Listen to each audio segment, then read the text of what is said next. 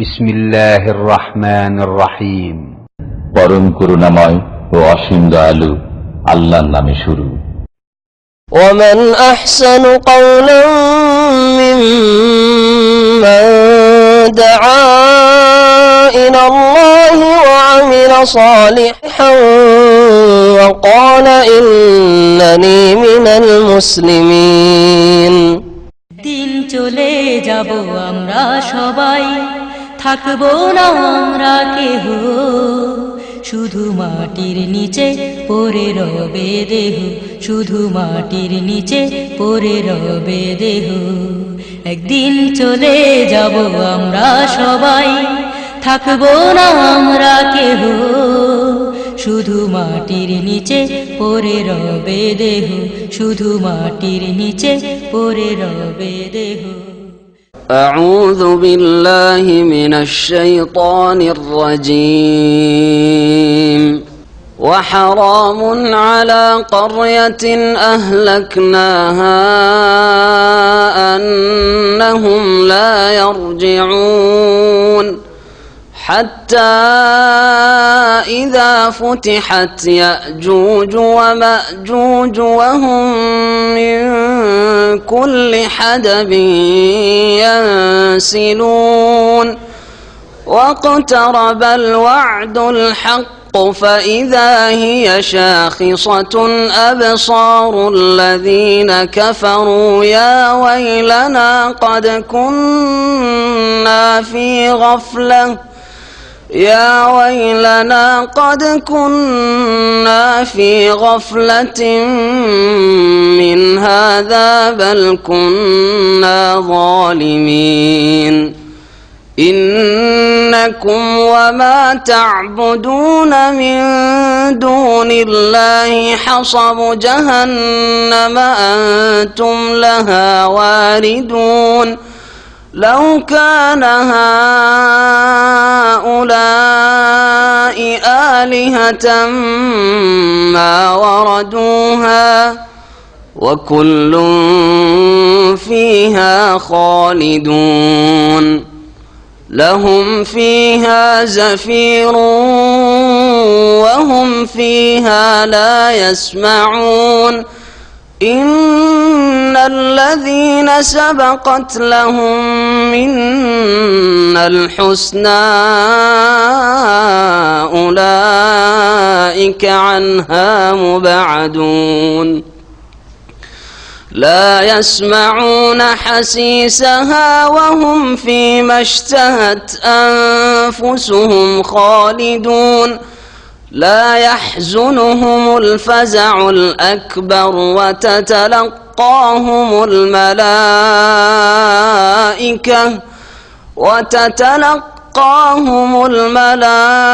الملائكة هذا يومكم الذي كنتم توعدون يوم نطوي السماء كطي السجل للكتب كما بدأنا أول خلق نعيده وعدا علينا إنا كنا فاعلين. السلام عليكم ورحمة الله وبركاته. الحمد لله رب العالمين والصلاة والسلام على سيد المرسلين نبينا محمد وعلى آله وصحبه أجمعين. أما بعد আমাদের তাফসীর হবে আজকে সূরা আম্বিয়ার শেষ অংশের আয়াত নম্বর 95 থেকে আমরা তাফসীর শুরু করব। মহান আল্লাহ এই আয়াতে এবং এর পরের আয়াতে আল্লাহ পাক ইরশাদ করেছেন যে মানুষ যখন দুনিয়া থেকে বিদায় হয়ে যায়, ইন্তেকাল করে, তারপরে মানুষের জন্য ফিরে আসা পৃথিবীতে হারাম। কোনো মানুষ ফিরে আসবে না। এখানে গিয়ে গত সপ্তাহে আমরা থেমেছিলাম। কতদিন পর্যন্ত এই অবস্থায় থাকবে? বারজাখী জীবনে, কবরের জীবনে, পরকাল, আখেরাত মানে পুনরুত্থান, হাসরের মাঠে বিচার দিবস, আর এই দুনিয়ার মাঝের যে সময়টা, এই সময়কে বারজাখী জীবন বলা হয়। বারজাখ মানে আড়, দুনিয়া এবং পুনরুত্থান দিবস, কিয়ামতের দিন, এর মাঝখানে এমন একটা সময়, যে সময়টা যেন দুনিয়া আর সেই হিসাব নিকাশ জবাবদেহি আর জান্নাত জাহান্নামের মাঝখানে আড়ের সময়, পর্দা। এ বরজাখী জীবনে সৎকর্মশীলদের আত্মা আল্লাহ পাকের নেয়ামত ভোগ করবে ইল্লিনে, যেমন আল্লাহ পাক বলেছেন ইন্নাল আবরার লাফি ইল্লিয়িন। আর পাপিষ্ট গুনাহগার কাফের, মুশরিক, মুনাফিক, বেদিন এবং কাফের মুশরিকদের অনুসারী পাপিষ্ট মুসলিম যারা পাপের বোঝা নিয়ে আল্লাহর সামনে হাজির হয়েছে, মওতের মুখোমুখি হয়েছে, দুনিয়া থেকে বিদায় নিয়েছে, তারা কাফের মুশরিকদের অনুসারী। কাফের মুশরিকদের যেমন লাগাম নেই, কোনটা ভালো কাজ কোনটা মন্দ কাজ এই রকমের কোনো তাদের চিন্তা চেতনা নেই। যদি ভালো কাজও করে দুনিয়ার গরজও করে, আর মন্দ কাজ থেকে যদি বিরত থাকে তাও দুনিয়ার গরজে করে। একজন কাফের মুশরিক। পক্ষান্তরে একজন মুমিন ভালো কাজ করলে দুনিয়া আখিরাতের আল্লাহ পাক রব্বুল আলামিনের যে শান্তির জীবন সেটা হাসিলের জন্য, আর আল্লাহ পাকের ভয় করে, তাকওয়ার ভিত্তিতে, আল্লাহ ভীরুতার ভিত্তিতে ভালো কাজ করে, সৎকর্মশীল হয়। আর গুনাহ যদি ছাড়ে তাও আল্লাহর ভয়ে ছাড়ে। এ হচ্ছে লক্ষ্য উদ্দেশ্যের আসমান জমিনের পার্থক্য। একজন মুসলিমকে গুনার কাজে বাধা দেয় আল্লাহর ভয়, জবাবদেহির চিন্তা।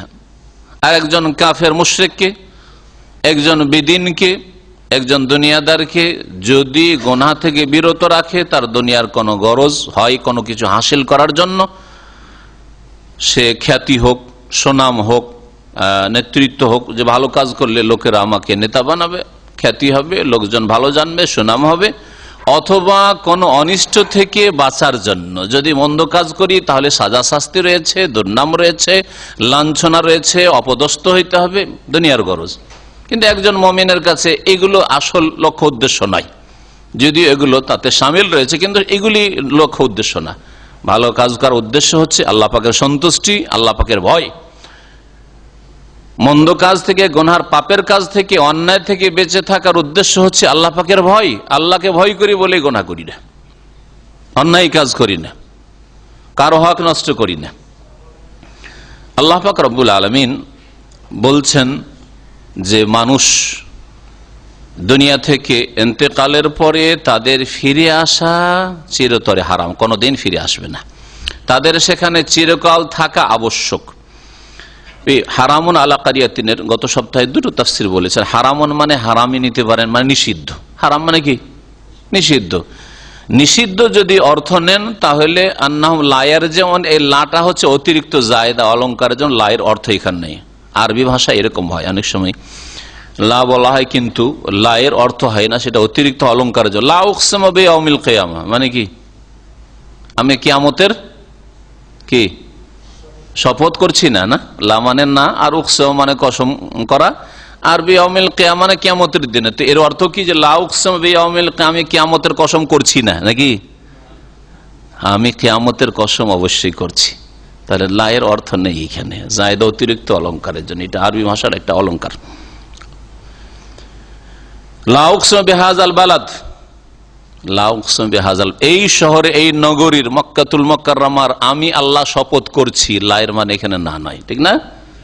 এইরকম কোরআন কারীমের বহু আয়াত রয়েছে। তো এটা ওর একটা নজির।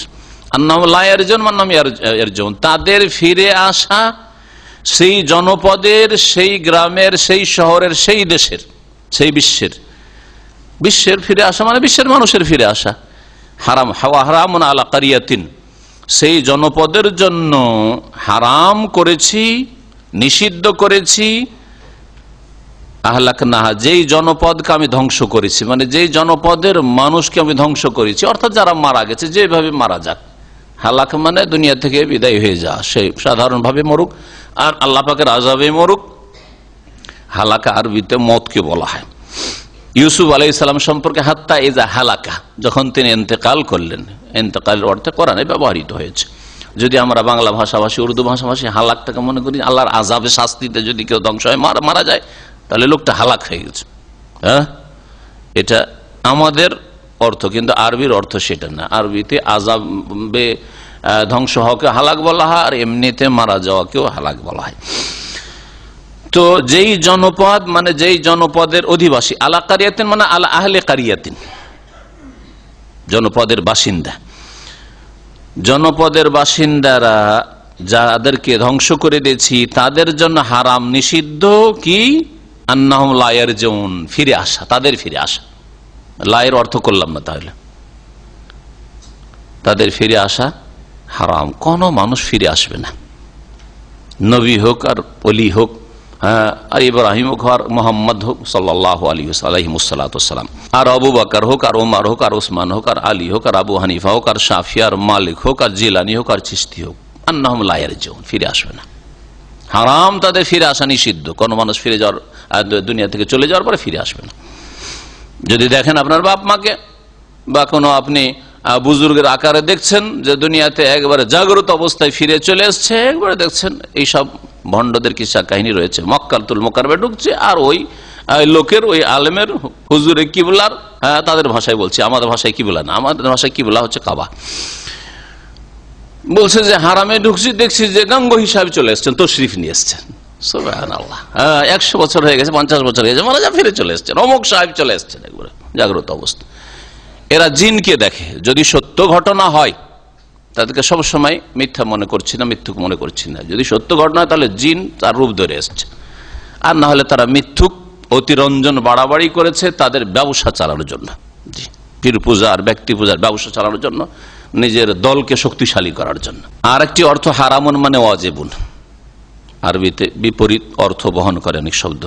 তাহলে কি অর্থ হবে? ওই জনপদের জন্য আবশ্যক, ওয়াজিব মানে আবশ্যক। আহলাক না, যেই জনপদকে, মানে যেই জনপদের লোকজনকে, অধিবাসীদেরকে আমি ধ্বংস করে দিচ্ছি, অর্থাৎ যেসব মানব জাতিকে ধ্বংস করে দিয়েছে, পৃথিবী থেকে চলে গেছে, মারা গেছে, তাদের জন্য আবশ্যক কি? আন্নাহুম লা ইয়ারজিউন, আবশ্যক যে তারা ফিরে আসবে না, তাদের ফিরে না আসা আবশ্যক। তাহলে না এর অর্থ ঠিক থাকলো। তো লায়ের অর্থ যদি ঠিক রাখেন তাহলে হারামন মানে ওয়াজিবুন করতে হবে। জি, দুটোই তাফসীর কারা করেছেন, দুটো তাফসীর আপন জায়গায় ঠিক রয়েছে। কতদিন পর্যন্ত ফিরে আসবে না? হ্যাঁ, তারপরে আয়াত আল্লাহ কখন ফিরে আসবে না, কোনোদিন ফিরে আসবে না, এক্সপায়ার হয়ে গেছে, যেমন কাফেরদের বিশ্বাস, যেমন বেদিন মুসলিমদের বিশ্বাস, দুনিয়াতে মরে গেলে আর কি থাকলো, কোনোদিন ফিরে আসবে না, এক্সপায়ার হয়ে গেছে। ইংরেজি ভাষায় দুনিয়া তার এক্সপায়ার হয়েছে, কিন্তু আখিরাতের জীবন, বরজাখী জীবন তার শুরু হয়ে গেছে। আবার এই বরজাখী জীবনের পুনরুত্থান হবে, তার আর এক জীবন শুরু হবে। আবার ওখানে হিসাব নিকাশ হয়ে হাসরের মাঠে আবার জান্নাতে অথবা জাহান্নামে যাবে, আর এক জীবন শুরু হবে। যেন মায়ের পেটে ছিল, মায়ের পেট থেকে দুনিয়া ভূমিষ্ঠ হয়েছে, আর এক জীবন শুরু হয়েছে, ঠিক ওই রকমই। এই জীবনগুলির 5টি স্তর রয়েছে, কোন একটা আলোচনা আমি বিস্তারিত আলোচনা করেছিলাম। আল্লাহ পাক রব্বুল আলামিন বলছেন যে কতদিন পর্যন্ত ফিরে আসবেন? আন্নাহুম লা ইয়ারজিউন হাত্তা, অতদিন পর্যন্ত ফিরে আসবে না, হাত্তা, যতদিন পর্যন্ত ইযা ফুতিহাত ইয়াজুজ ও মাজুজ, ইয়াজুজ মাজুজের যে প্রাচীর রয়েছে, প্রাচীরের দ্বার না খুলে দেওয়া হবে। ইয়াজুজ মাজুজকে যতক্ষণ পর্যন্ত মুক্ত না করা, বন্দী করা আছে, যুলকারনাইনের মজবুত প্রাচীর দিয়ে তাদেরকে ঘিরে রাখা হয়েছে, বন্দী করে রাখা হয়েছে। যতদিন পর্যন্ত এই প্রাচীর আল্লাহ ধ্বংস না করবেন, যেইভাবে হোক না কেন, আর এই ইয়াজুজ মাজুজ পৃথিবীতে না আসবে, যেটা কিয়ামতের বড় যে লক্ষণগুলি রয়েছে। বলতে পারেন কেউ যে কিয়ামতের বড় লক্ষণ, আশরাতুস আলামাতে কুবরা, বড় বড় লক্ষণ কয়টি রয়েছে? হ্যাঁ, হাত্তা তার আশরা আয়াতিন, 10টি কিয়ামতের আলামত বা কিয়ামতের নিদর্শন নবী করিম সাল্লাল্লাহু আলাইহি ওয়াসাল্লাম হাদিসে রয়েছে, বড় নিদর্শন এগুলি। আর হাজার হাজার নিদর্শন রয়েছে আলামাতে সুগরা, ছোট ছোট নিদর্শন। তো আল্লাহ পাক রব্বুল আলামিন বলছেন যে যখন হাত্তা, এমন কি ইযা ফুতিহাত ইয়াজুজ ওয়া মাজুজ, যখন ইয়াজুজ মাজুজের প্রাচীরের দরজা খুলে দেওয়া হবে, বা ইয়াজুজ মাজুজকে ফুতিহাত মানে মুক্ত করে দেওয়া হবে, বন্দী করা আছে, মুক্ত করে দেওয়া হবে, ছেড়ে দেওয়া হবে। ওয়াহুম মিন কুল্লি হাদাবিন ইয়ানসিলুন, তখন এই ইয়াজুজ মাজুজ জাতি প্রত্যেক উঁচু স্থান থেকে, হাদাব মানে উঁচু স্থান, পাহাড় পর্বত যে কোনো উঁচু স্থান, উঁচু স্থান থেকে ইয়ানসিলুন ছুটে আসবে। নাসালা ইয়ানসিলুন মানে দৌড় দিয়ে আসা, ছুটে আসা, ছুটে আসবে, তারা দ্রুত বেগে ছুটে আসবে, এমন ভাবে ছুটে আসবে আর পৃথিবীর কোনো কিছু রাখবে না। বড় বড় নদী নালার পানিকে শুকিয়ে দেবে পানি পান করে। বহেরা তাবরিয়া, নবী সাল্লাল্লাহু আলাইহি ওয়াসাল্লাম হাদিসে রয়েছে, বহেরা হচ্ছে উপসাগর, বাহার, তো বহেরা তার পানিকে পান করে শুকিয়ে দিবে। কত তাদের সংখ্যা রয়েছে, অসংখ্য ইয়াজুজ মাজুজ রয়েছে। আর কত তার রাক্ষস জাত। তাফসীরকাররা লিখেছেন যে এদের সামনে হাতি পড়বে, হিংস্র পশু পড়বে, বড় বড় জীবজন্তু পড়বে, সবকে গিলে খাবে, শেষ করবে, আর সমস্ত মানুষকে খুন করবে, ধ্বংস করবে, ধ্বংস করে দেবে। এত বড় বিশাল বিপর্যয় নেমে আসবে পৃথিবীতে, ফিতনা ফাসাদ সৃষ্টি হবে, ইয়াজুজ মাজুজের ফিতনায় অশান্তির শেষ থাকবে না। সেই সময় আল্লাহ পাক রব্বুল আলামিন ঈসা আলাইহিস সালামকে নামাবেন, ইমাম মাহদী আসবে, আর ঈসা আলাইহিস সালাম বদদুয়া দেবেন, ইয়াজুজ মাজুজ ধ্বংস হবে। ইয়াজুজ মাজুজ সম্পর্কে অনেক লম্বা লম্বা হাদিস রয়েছে, যা আজকে বললে তাফসীর আমাদের শেষ হবে না, এজন্য সংক্ষেপে এতটাই বললাম। ইয়াজুজ মাজুজ সম্পর্কে অতিরিক্ত জানার জন্য কোরআনে কারীমের আলোকে এখানে আয়াত রয়েছে, আয়াত নম্বর কত? 96 বলা হয়েছে। আর কোন সূরায় রয়েছে? সূরাতুল কাহফ, সূরায়ে কাহফে রয়েছে। প্রতি জুমায় পড়ছেন ইন্না ইয়াজুজ মাজুজ মুফসিদুনা ফিল আরদ, নিশ্চয় ইয়াজুজ মাজুজ, ওখানে ইয়াজুজ মাজুজ মুফসিদুনা ফিল আরদ, পৃথিবীতে ফিতনা ফাসাদ সৃষ্টি করে দিয়েছে, বিশৃঙ্খলা সৃষ্টি করে দিয়েছে, অশান্তি করে দিয়েছে। ফাহাল নাজআলু খারাজান আলা আন তাজআলা বাইনানা ওয়া বাইনাহুম সাদ্দা। যুলকারনাইনের কাছে এলাকাবাসী যখন উত্তর পূর্ব দিকে, সুদূর উত্তরাঞ্চল আর পূর্ব অঞ্চল বলা হয়েছে, উত্তর পূর্ব অঞ্চলে যখন পৌঁছে গেলেন যুলকারনাইন শাসক, সারা পৃথিবীর সেই যুগের জনবস্তি যতদূর পর্যন্ত ছিল তার রাজত্ব পৌঁছেছে।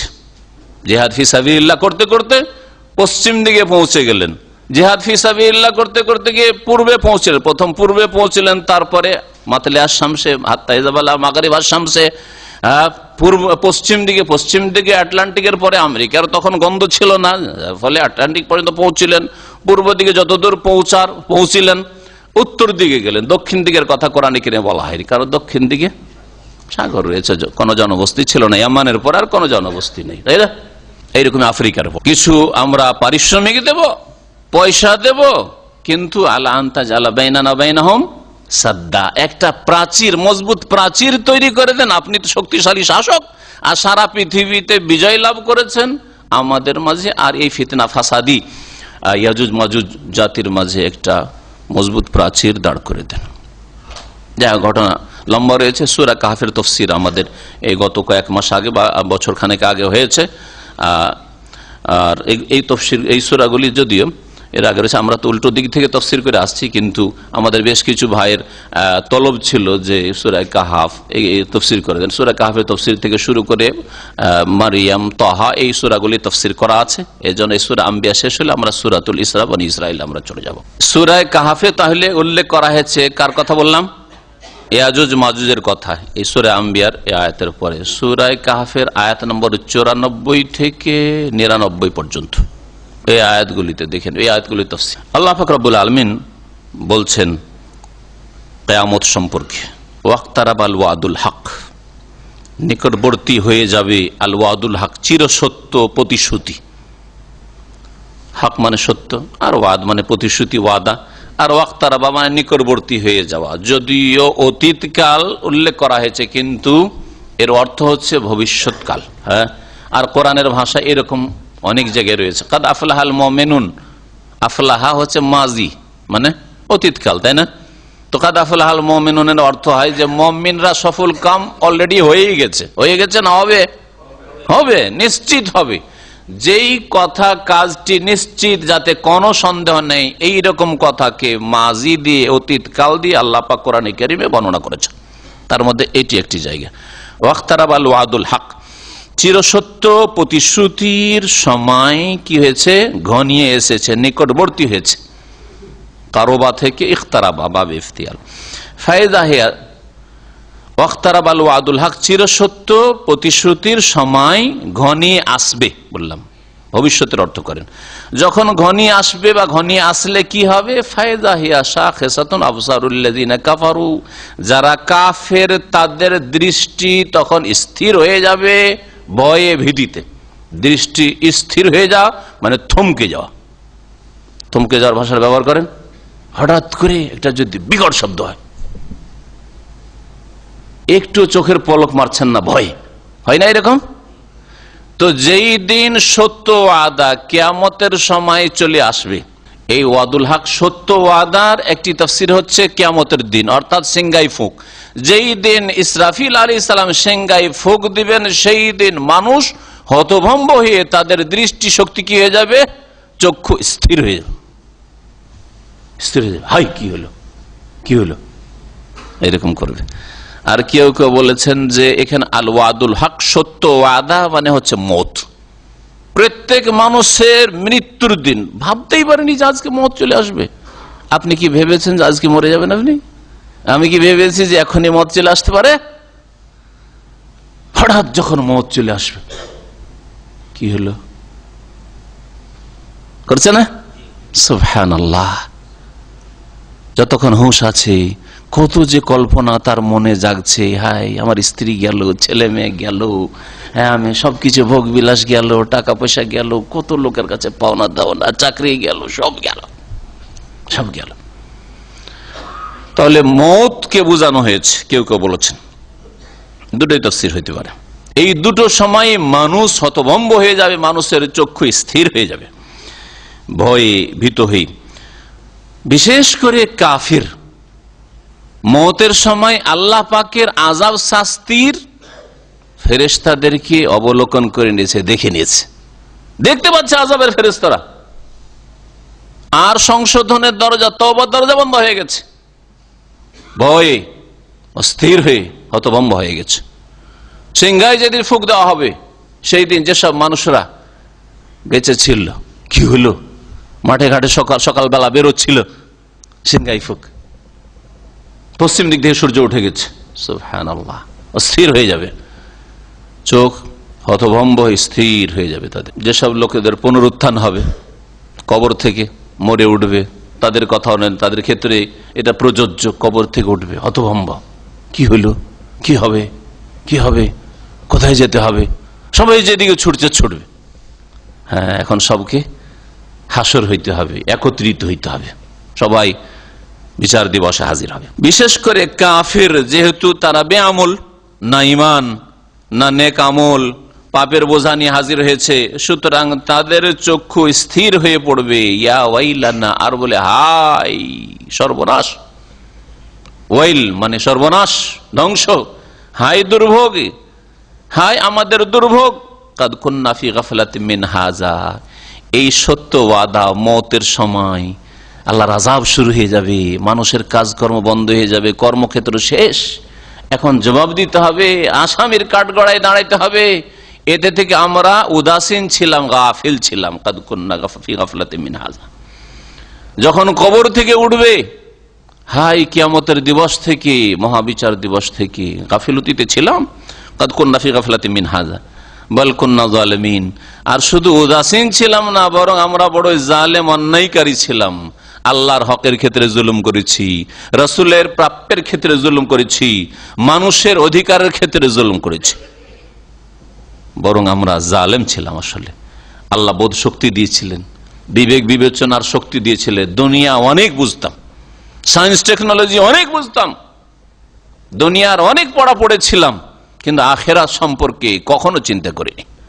60 বছর 70 বছর আজকাল অধিকাংশ মুসলিমদের জীবন চলে যাচ্ছে, কেটে যাচ্ছে, দুনিয়ার কত কি চিন্তা করেছে, বিদেশে যাব, এই করব, এই করব, কে ব্যবসা করব, কে চাকরি করব, এই করব, সেই করব, বিবাহ করব, শাদী করব, ঘর করব, বাড়ি করব, নারী করব, অনেক কিছুই চিন্তা করেছে, উন্নতি করব, অনিষ্ট থেকে বাঁচবো, সব চিন্তা করেছে, একমাত্র ওহমানিল আখিরাতহুম গাফিলুন, পরকাল থেকে উদাসীন হয়েছিল, কখনো চিন্তা করেনি। আজকে যেসব মুসলিমদের জীবনটা এমন কেটে যাচ্ছে, 60 বছর 70 বছরের জীবন চলে গেল, কখনো চিন্তা করলো না যে কেন আসলাম, আর কোথায় যাচ্ছি, কোথায় যাব, কোনখানে হাজির হব, এরপরে কি হবে, মওতের পরে কি আছে, কোনো চিন্তা করলো না, সে কি আবার মুসলিম? এটা হচ্ছে ঈমান ভঙ্গকারী বিষয়। 10টি প্রসিদ্ধ যে ইসলাম ভঙ্গকারী বিষয় রয়েছে, তার মধ্যে একটি হচ্ছে যে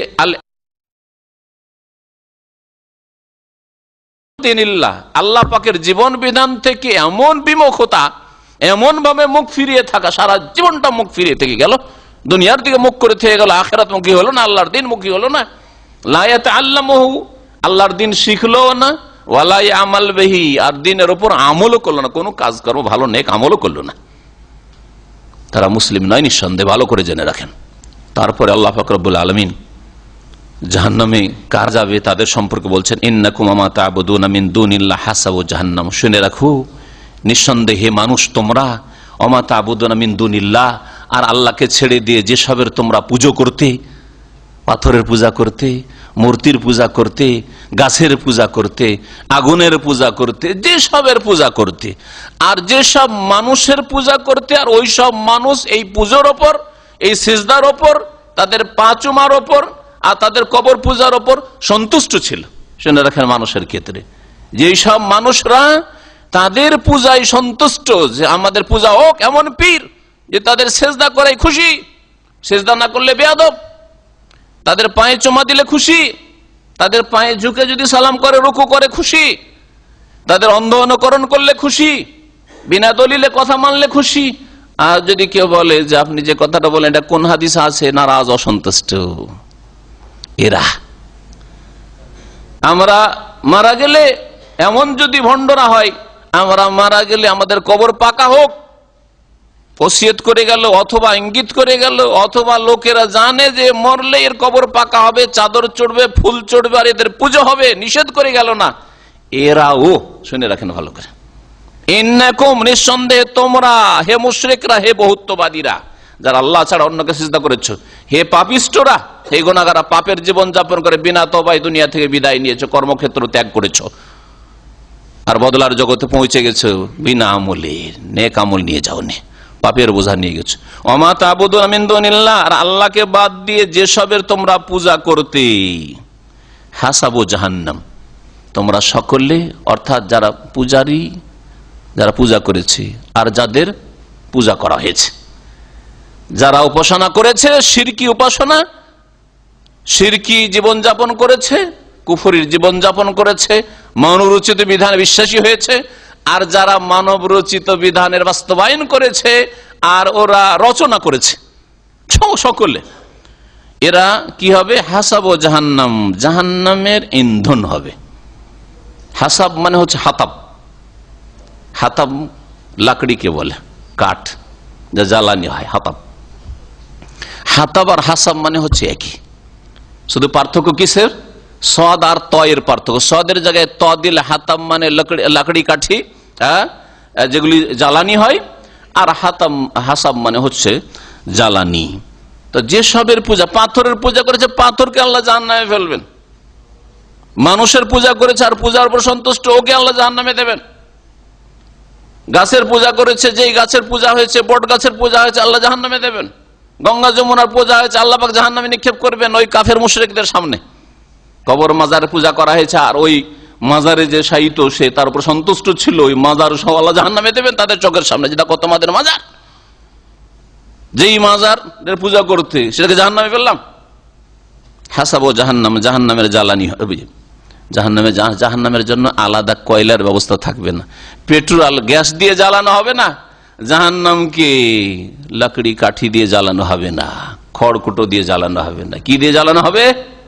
জাহান্নামের আগুনে জ্বালানি হবে মানুষ। ওয়াকুদুহান নাসু ওয়াল হিজারা, ওয়ান নাতা ওয়াল বাস, ইয়া আইয়ুহাল্লাযীনা আমানু কু আনফুসাকুম ওয়া আহলিকুম নারা ওয়াকুদুহান নাস ওয়াল হিজারা। তোমরা নিজেদেরকে আর নিজের পরিবার পরিজনকে, স্ত্রী ছেলে মেয়েদেরকে, নিজের আত্মীয় স্বজন আপনজনদেরকে জাহান্নামের আগুন থেকে বাঁচাও, বাঁচাবার চেষ্টা করো। ওয়াকুদুহান নাস, যার জ্বালানি হবে আর নাস মানব জাতি, ওই সব মানুষ যেসব মানুষ পাপের জীবন যাপন করেছে, বিনা সংশোধনে দুনিয়া থেকে গেছে। ওয়াল হিজারা, আর পাথর জাহান্নামের জ্বালানি হবে। কোন পাথরগুলি? যেই পাথরগুলির পূজা হয়েছে, হোবালের পূজা হয়েছে, পাথরের মূর্তির পূজা হয়েছে, হ্যাঁ, স্বর্ণ মন্দিরের পূজা হয়েছে, স্বর্ণ মূর্তির পূজা হয়েছে, জি হ্যাঁ, মাজারের পূজা হয়েছে, মাজারের মাটি, এগুলি ওয়াল হিজারা। কবর পাকা করা হয়েছে, কবরের উপর যে ইট বসানো আছে, পাকা করা আছে, সাজানো আছে, গম্বুজ, এগুলি ওয়াকুদুহান নাস ওয়াল হিজারা। ওই আয়াতটি সূরা তাহরিমের, আর এই আয়াতকে মনে রাখবেন। আল্লাহ পাক বলছেন যে এগুলি সব কি হবে? হাসাবো জাহান্নাম। এখানে হাসাবো জাহান্নাম, ওখানে বলা হয়েছে ওয়াকুদুহা। ওয়াকুদ মানে জ্বালানি, আর হাসাব আর হাতাব মানে হচ্ছে জ্বালানি। আনতুম লাহা ওয়ারিদুন, তোমরা তাতে প্রবেশ করবে। ওয়ারাদা ইয়ারেদু মানে ঘাটে নামা, নদীর ঘাটে নামাকে আরবি ভাষায় ওয়ারাদা বলা হয়। ওয়ালাম্মা ওয়ারাদা মা মাদিয়ানা, মুসা আলাইহিস সালাম যখন ফিরআউনের জুলম অত্যাচার থেকে আত্মরক্ষা করার জন্য মিশর থেকে পলায়ন করলেন যৌবনকালে, এখন বিবাহ শাদী করেননি, আর মাদিয়ানের পানির ঘাটে গিয়ে অবতরণ করলেন। ওয়ালাম্মা ওয়ারাদা মা মাদিয়ানা ওয়াজাদা আলাইহি উম্মাতাম মিনান নাস ইয়াসকুন, এক দলকে দেখলেন যে সেখানে লোকেরা তাদের বকরি ছাগলকে, মেষকে, দুম্বাকে পানি পান করাচ্ছে। ওয়ারাদা এখানে ওয়ারিদুন, তোমরা সেই জাহান্নামের ঘাটে নামবে, প্রবেশ করবে। ওয়ারিদুন। আল্লাহ পাক বলছেন লাউ কানা হাওলাই আলেহা, এরা যদি উপাস্য হতো, সত্য উপাস্য, এই দেবদেবীগুলি, মূর্তিগুলি যদি উপাস্য হতো, সত্যি এদের উপাসনা যদি আল্লাহ পাকের অনুমতিক্রমে হইতো, কবর মাজার পূজা যদি আল্লাহ পাকের অনুমতিক্রমে হইতো, পাথরের পূজা, নদীর পূজা, গাছের পূজা যদি আল্লাহর অনুমতিক্রমে হইতো, লাউ কানা হাওলাই আলেহা, এরা যদি সত্যি সত্যি সত্য উপাস্য হইতো, মা ওয়ারা দুহা, আল্লাহ বলছেন তাহলে এরা কখনো জাহান্নামে প্রবেশ করতো না, জাহান্নামের ঘাটে নামতো না। ওয়া কুল্লুন ফিহা খালিদুন, এতে এই জাহান্নামে এরা সকলে, যারা পূজা করেছিল পূজারী আর যাদের পূজা করা হয়েছিল, সকলে কি হবে, চিরকাল অবস্থান করবে, চিরকাল থাকবে। ঈমান ভঙ্গ করে যদি বড় শিরক কুফরি করে গিয়ে থাকে তাহলে চিরকাল বসবাস করবে। আর ঈমান ভঙ্গ করেনি, মুসলিম জীবনে বহু পাপ করেছে, এমন পর্যায়ে পৌঁছেনি যে ঈমান নষ্ট করে দিল পুরোপুরি, ঈমান দুর্বল করে গেছে, তাহলে খালেদুনের অর্থ যেসব আয়াতে রয়েছে, যেমন খুনের ক্ষেত্রে আল্লাহ বলছে খালেদিন, খালেদান ফিহা, এইরকম বিভিন্ন পাপের ক্ষেত্রে খালেদান মুখাল্লাদান, আত্মহত্যাকারী সম্পর্ক হচ্ছে, এগুলো মানে হচ্ছে দীর্ঘকাল। খালেদান মানে কি, দীর্ঘকাল, এটা হচ্ছে ভাব অর্থ। আর আমরা আমাদের বাকভঙ্গিমাতে এরকম কথা বলে থাকি। একটা লোক সৌদি আরবে বা বিদেশে যদি 25টা বছর, 60-70 বছর, 80 বছর বাঁচলো, আর সে যদি 25-30টা বছর কাটিয়ে দেয়, তো লোকেরা কি বলে, চিরকাল বিদেশেই থেকে গেল। চিরকাল কোথায় থেকেছে, বাল্য জীবনে 25 বছর ওই দিকে থেকে এসছে, বাকি 25 বছর এইখানে থাকলো, তারপরে আবার গিয়ে 25 বছর দেশে, চিরকাল তো দিয়েছে বিদেশেই কাটিয়েছে লোকটা, বলে না? হ্যাঁ হ্যাঁ, চিরকাল মানে কি, দীর্ঘকাল এখানে অর্থ। লাহুম ফিহা জাফির, এই জাহান্নামীদের, এই জাহান্নামে, ফিহা মানে ফি নার জাহান্নাম, জাহান্নামের আগুনে কি হবে, জাফির। জাফির মানে হচ্ছে ফুফিয়ে ফুফিয়ে কান্না, এমন কান্না যে ফুফি ভিতর থেকে ফাফরে ফাফরে কান্না করবে। জাফির, তাদের আর্তনাদ হবে, চিৎকার করবে, কিন্তু এত চিৎকার যে চিৎকারের কারণে অন্য কারো কোনো কথা শুনতে পাবে না। 10 জন লোক যদি এখানে হইচই করে কথা বলেন আর আমি প্রশ্ন উত্তর দিই, তো প্রশ্নের কি উত্তর দিচ্ছে কিছু শুনতে পাবেন? 10-20 জন গল্প করাই যদি প্রশ্নের উত্তরটা শুনতে পাচ্ছেন না, ওই কথাটা এখানে আল্লাহ বলেছেন, কি বলছেন, লাহুম ফিহা জাফির, এই জাহান্নামীদের যারা নরকবাসী, তাদের এই জাহান্নামে জ্বলা অবস্থায় জাফির, আর্তনাদ হবে, চিৎকার করে ফুপিয়ে ফুপিয়ে কান্না করবে। ওয়াহুম ফিহা লা ইয়াসমাউন, আর ওই জাহান্নামে এরা জ্বলা অবস্থায় কোনো অন্য কথা শুনতে পাবে না, কোনো কথা শুনতে পাবে না, এই হইচই আর চিৎকারে, আর্তনাদে। ইন্নাল্লাযিনা সাবাকাত লাহুম মিনাল হুসনা, তবে সৎকর্মশীল যারা। আল্লাহ পাক রব্বুল আলামিনের বাকভঙ্গিমা কোরআনে কারীম হচ্ছে, যখনই আল্লাহ জাহান্নামের কথা বলেছেন তখনই জান্নাতের কথা বলেছেন, যখনই জাহান্নামী পাপিষ্ঠদের কথা বলেছেন আর জাহান্নামের কথা বলেছেন, তখনই আল্লাহ পাক রব্বুল আলামিন নেক লোকদের কথা, সৎকর্মশীলদের কথা বলেছেন। এইভাবে আল্লাহ পাক রব্বুল আলামিন ব্যালেন্সটাকে ঠিক রেখেছেন, যাতে মানুষ শুধু ভয় যদি থাকে আর আশা না থাকে নিরাশ হয়ে যাবে, আর শুধু উচ্চ আকাঙ্ক্ষা, আশা আকাঙ্ক্ষা যদি থাকে, ভয় না থাকে, তাহলে দুঃসাহসী হয়ে যাবে, পাপের জন্য সাহস হয়ে যাবে। আরে জান্নাত তো আছে, যেমন আজকালকার মুসলিমরা, মুসলিম যখন একদিন তো জান্নাত পাবো, মুরজিয়া, এরা কি মুরজিয়া, বাতিল ফিরকা। প্রাচীন যুগে একটা জন্মেছিল, বুঝলেন, যে তারা বলতো যে কালিমা পড়লে গেল সব 7 খুন মাপ। হ্যাঁ, লায়াতুর মাল ইমানে মাসিয়া, মুমিন মুসলিম যখন হয়েছে, জন্মসূত্রে হোক আর যেভাবে হোক, তখন গুনাহ করলে আর যায় আসে না। তা আজকালকার বেনামাজি মুসলিম, তাদের পাপের জীবন, আর বলেন তাদেরকে যে ভাই এত পাপ করছেন, নামাজটাও পড়ছেন না, সবসময় গুনাহ আর খারাপ নোংরা ফিল্ম আর জুয়া আর এই সেই, তো আপনাকে আল্লাহ বলে ভয় লাগে না, আর আখেরাত জান্নাত জাহান্নামের কথা কোনোদিন চিন্তা করেন না। বলছে কি বলেন, মুসলিম যখন একদিন তো জান্নাত পাবো, এরা হচ্ছে মুরজিয়া, বাতিলপন্থী। উচ্চ আশা আকাঙ্ক্ষা, ভয় নেই তাদের। ভয়ের একটা ডানা থাকতে হবে, আর আশা আকাঙ্ক্ষার, আর রাজা ওয়াল খৌফ। আল আব্দু ইয়াকুনু বাইনার রাজা ওয়াল খৌফ। আশাও থাকবে আল্লাহর রহমতের, আর ভয়ও থাকতে হবে। নব্বি ইবাদি আন্নী আনাল গাফুর রহিম।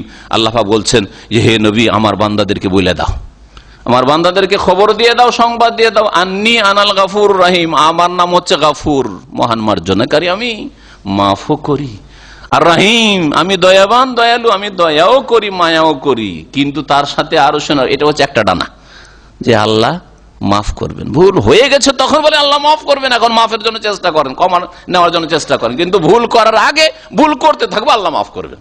করবেন নাকি? কখনো হেদায়েত পাবেন না। কথাটা বুঝলেন আমার? একটা ভুল হয়ে গেছে, তার কি করবেন? ফিরিয়ে নেওয়া যাবে? পাপ হয়ে গেছে, তাহলে এখন কি করতে হবে? আল্লাহ তুমি মাফ করে দাও, আল্লাহ তুমি রহম করো।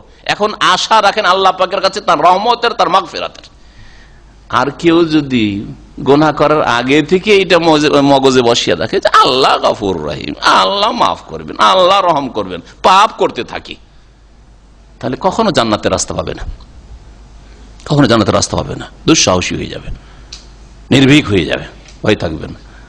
ওয়া আন্না আযাবি হুয়াল আযাবুল আলীম। আল্লাহ বলছেন যে আর শুনে রাখো, এটাও শুনিয়ে দাও যে আমার আযাব হচ্ছে বড়ই মর্মান্তিক আযাব, আমার সাজা শাস্তি হচ্ছে বড় যন্ত্রণাদায়ক শাস্তি, দুনিয়ার কোন শাস্তি নয়। জাহান্নামের আযাব, কবরের আযাব, দুটো কি আপনার সামনে রাখতে হবে। যখন অসুস্থ হয়ে যাবেন, আর মনে হয় অচল হয়ে যাব, বাঁচবো না, তখন আল্লাহর কাছে রহমতের আশা করবেন, কারণ তখন গুনার ভয় কম। বিছানায় পড়ে আছেন, জেনার কথা চিন্তা করবেন, মদের কথা চিন্তা করবেন, হ্যাঁ, সিগারেট খাওয়ার কথা চিন্তা করবেন, জুয়া খেলি, শুয়ে শুয়ে বিছানায় পড়ে আছে হসপিটালে, আর জুয়া খেলি চিন্তা করবেন না। তো পাপের চিন্তাটা তখন, পাপের কামনা বাসনা কমে আসবে, তাহলে ও তখন আল্লাহ পাকের কি করবেন, আর আমলের বেশি সুযোগও নেই, ভালো করে ঠিকভাবে নামাজও পড়তে পারছি না, বসতে পারছি না, দাঁড়াইতে পারছি না, তাহলে তখন আল্লাহ পাকের রহমতের আশাবাদী হবেন। আর সুস্থ থাকা অবস্থায় পাপ হওয়ার সম্ভাবনা বেশি। যৌবন আছে, সৌন্দর্য আছে, পয়সা আছে, হ্যাঁ, নেতৃত্ব আছে, ক্ষমতা আছে, শরীরে রক্ত তাজা হয়ে আছে, এখন যে কোনো পাপ হইতে পারে, দৌড়াদৌড়ি ছোটাছুটি করতে পারবেন, হ্যাঁ, পাপ করে পালাইতে পারবেন এক দেশ থেকে এক দেশে, বিছানায় পড়ে না, তখন পাপ হওয়ার সম্ভাবনা বেশি। সুতরাং তখন কোনটাকে বেশি মজবুত রাখতে হবে? ভয়টাকে মজবুত রাখতে হবে, যে আল্লাহ ধরে নেবেন, আজকে সুস্থ আছি, আল্লাহ বিছানায় ফেলে দিতে পারেন, আজকে বেঁচে আছি, আল্লাহ পাক আজকে মেরে দিতে পারেন, হ্যাঁ, আল্লাহ পাকের আযাব নেমে যেতে পারে, এক্ষুনি গাড়িতে চড়তে যাচ্ছি গোনা করে, বা এই গাড়িতে চড়ে গোনার জায়গায় যাব, আল্লাহ পাক দুর্ঘটনায় লিপ্ত করতে পারেন, এই গাড়িতেই মারা যেতে পারি, ধ্বংস হইতে পারি। এইগুলো যারা চিন্তা করবে তাদের দ্বারা গোনা হবে না। ভালো করে শুনে রাখেন, আল্লাহ পাক রব্বুল আলামিন বলছেন যে ইন্নাল্লাযীনা সাবাকাত লাহুম মিনাল হুসনা, তবে শুনে রাখো, নিঃসন্দেহে ওই সব লোকেরা যাদের জন্য আমার পক্ষ থেকে, মিন্নাহ মানে আমার পক্ষ থেকে, যাদের জন্য আমার পক্ষ থেকে পূর্বে কল্যাণ নির্ধারিত হয়েছে। হোসনা মানে কল্যাণ, তাদের জন্য পূর্বেই আমি নির্ধারণ করেছি কল্যাণ, যে এরা হবে সৎকর্মশীল, এরা হবে ইমানদার, এরা হবে পরেজগার, এরা হচ্ছে জান্নাতি। আল্লাহ পাক পূর্বেই নির্ধারণ করেছেন যে এরা সৎপথের উপর থাকবে, অর্থাৎ নেক লোকেরা। কারণ তার আগের আয়াতে বলা হলো যে যেসব লোকের পূজা করা হয়েছে, হ্যাঁ, তারা কি জাহান্নামের ইন্ধন হবে না? হবে না। যেসব বস্তুর পূজা হয়েছে, ব্যক্তির পূজা হয়েছে, জাহান্নামে যাবে। তাহলে প্রশ্ন উঠে স্বাভাবিক, আর এই প্রশ্ন কাফেররা উঠিয়েছিল নবী সাল্লাল্লাহু আলাইহি ওয়াসাল্লামের জামানায়, যে তাহলে কেমন হইল, ওজাইরের পূজা করতো ইহুদিরা, ঈসার পূজা করে খ্রিস্টানরা, তাহলে কি ওজাইর আর ঈসা আলাইহিস সালাম তারা কি জাহান্নামে যাবে? এখন প্রশ্ন উঠতে পারে বিদ্যার্থীদের কাছে, যে আপনারা বলছেন যে যেসবের পূজা হয়, যাদের পূজা হয় তারা জাহান্নামে যাবে, তাহলে জিলানী আর চিশতি কি জাহান্নামে যাবে? হ্যাঁ, কেউ যদি বলে মাদাদ ইয়া রাসূলুল্লাহ, রাসূলুল্লাহর কাছে সাহায্য চাই, তাহলে সে তো শিরক করলো। রাসূলুল্লাহ সাল্লাল্লাহু আলাইহি ওয়াসাল্লামের কাছে সাহায্য চাই, আল্লাহর কাছে চাওয়া তার জন্য ফরজ ছিল, তাহলে কি রাসূলুল্লাহ সাল্লাল্লাহু আলাইহি ওয়াসাল্লাম জাহান্নামে যাবেন? হ্যাঁ, এর উত্তর কি হবে? ঈসা আলাইহিস সালাম আল্লাহর পুত্র, ঈসা আলাইহিস সালামের কাছে খ্রিস্টানরা চেয়ে থাকে, হ্যাঁ, যে ঈসা আলাইহিস সালাম তাদের গুনাহ মুক্ত করার জন্য সে নিজের বলিদান করে দিয়েছে, হ্যাঁ, সে যে সুলিতে চড়েছে এর মাধ্যমে খ্রিস্টানদের নাকি গুনার সব কাফারা হয়ে গেছে। তাহলে যদি এই ভ্রান্ত ধারণা থাকে তো পাপ করবে না কেন, জেনা করবে না কেন, মদ খাবে না কেন পানির চাইতে বেশি, তাই না? সারা জীবন মদে ডুবে থাকে, বলে ঈসা আলাইহিস সালাম আমাদের জিসাস ক্রাইস্ট কি করেছেন, আমাদের জন্য কাফারা স্বরূপ নিজের জান দিয়ে দিয়েছেন। পাপ করতে থাকবে, তাই না? খুন করতে থাকবে, জুলুম অত্যাচার করতে থাকবে, এক এক দেশকে, দেশের পর দেশকে গিলে খেয়ে নেবে, বলবে ঈসা আলাইহিস সালাম সব কাফারা দিয়ে দিয়েছে। পাপ করবে না, করবে না? কিন্তু একজন মুসলিম না, আমার গুনহার বোঝা আমাকে উঠাইতে হবে, আমার পাপের বোঝা আমাকে উঠাইতে হবে, আমি অন্যায় করবে জবাব দেখে আমাকে করতে হবে, আমার কাফারা কেউ হবে না, আমার ওসিলা আমার ঈমান আর আমল কোনো ব্যক্তি নয়, কোনো ব্যক্তির ওসিলা দিয়ে আমি পার হইতে পারবো না। এতে জীবনের সংশোধন হয়ে যাবে। এতে আরো শুনে রাখেন, যখন ওসিলার কথা আসলো, তাহলে ভ্রান্ত ওসিলার যা বিশ্বাসী যে অমুক ব্যক্তি ওসিলা হবে, নবী ওলি ওসিলা হবে, অমুক তমুক ওসিলা হবে, ওদের দামান ধরে, ওদের আঁচল ধরে, ওদের চাদর ধরে, পাগড়ি ধরে জান্নাতে চলে যাব, পুলসেরাত পার হয়ে যাব, তারা কি ভালো আমলে উৎসাহিত হবে? ওরা তো ভাবে অসুবিধা নাই, সারা জীবন সুদ খেলাম, ঘুষ খেলাম, আর পীরের তো মরিদ হয়েছি, পীর তো আমাকে একা ছাড়া, আমাদেরকে ছেড়ে দিয়ে একাই যাবে না, আমাদেরকে নেবে তারপরেই যাবে, সুতরাং চিন্তা নেই, তাই না? গুনাহমুক্ত হবে বিদাতিরা? হবে না। এর মাধ্যমে বোঝা যায় যে কোনটা দিনে হক, সত্য দিন। আপনার ভালো আমলের বদলে আপনি পাবেন, ওই রকমই আপনার পাপের শাস্তি আপনি পাবেন। আপনি পাপ করবেন, অন্যায় কাজ করবেন, আর কারো মাধ্যমে আপনি উদ্ধার পেয়ে যাবেন। এ তো দুনিয়াতে জালেমদের কাছে হয়ে থাকে। পাপ করলেন, পাপ করার পরে থানাতে ধরে নিয়ে গেল, আর আপনি কোন পার্টির লেভেলে একটা টেলিফোন করিয়ে দিলেন, সাথে সাথে ছেড়ে দিতে বাধ্য হইল, তাই না? তো দুনিয়ার জালেমদের কাছ থেকে হয়ে থাকে এটা। আল্লাহর কাছে সেটা হবে নাকি? কখন হবে? আল্লাহ পাক রব্বুল আলামিন ইরশাদ করছেন ওর জবাবে, যখন ওরা বলল যে তাহলে কেমন কথা হইলো, তাহলে যারা নেক লোক, সৎকর্মশীল, ভালো মানুষ ছিল, ওদের যদি পূজা হয়ে থাকতো ওরাও কি জাহান্নামের ইন্ধন হবে, জাহান্নামে জ্বালানি হবে? আল্লাহ বলছেন না না, ইন্নাল্লাযীনা সাবাকাত লাহুম মিনাল হুসনা, নিঃসন্দেহে ওই সব লোকেরা যাদের জন্য আমার পক্ষ থেকে পূর্বেই কল্যাণ নির্ধারিত হয়েছে, মুহাম্মদ রাসূলুল্লাহ সাল্লাল্লাহু আলাইহি ওয়াসাল্লামের জন্য, ঈসা আলাইহিস সালামের জন্য, ওযাইরের জন্য, এইরকম আল্লাহ পাকের নেক সত্যিকার যারা আউলিয়া, যারা শিরক বিদআত ছড়িয়ে যায়নি, আমি নাম ধরে ধরে বলতে পারবো না, কারণ কে যে আল্লাহর ওলি ছিল আর কে আল্লাহর ওলি ছিল না আল্লাহ পাকই ভালো জানে, ঠিক কিনা? যদি শিরক বিদআতের শিক্ষা দিয়ে থাকে তো আল্লাহর ওলি তাহলে হইতে পারেনি। যারা সত্যিকার আল্লাহ পাকের ওলি ছিল, তৌহিদের উপর, সুন্নতের উপর প্রতিষ্ঠিত ছিল, তারা আম্বিয়া রসুলগণ হন না কেন, অথবা আম্বিয়া ছাড়া অন্য লোকেরা হন না কেন, তাদের যদি পুজো হয়ে থাকে, উলাইকা আনহা মুবাদুন, এদেরকে এই জাহান্নাম থেকে কি করা হবে? বহু দূরে রাখা হবে।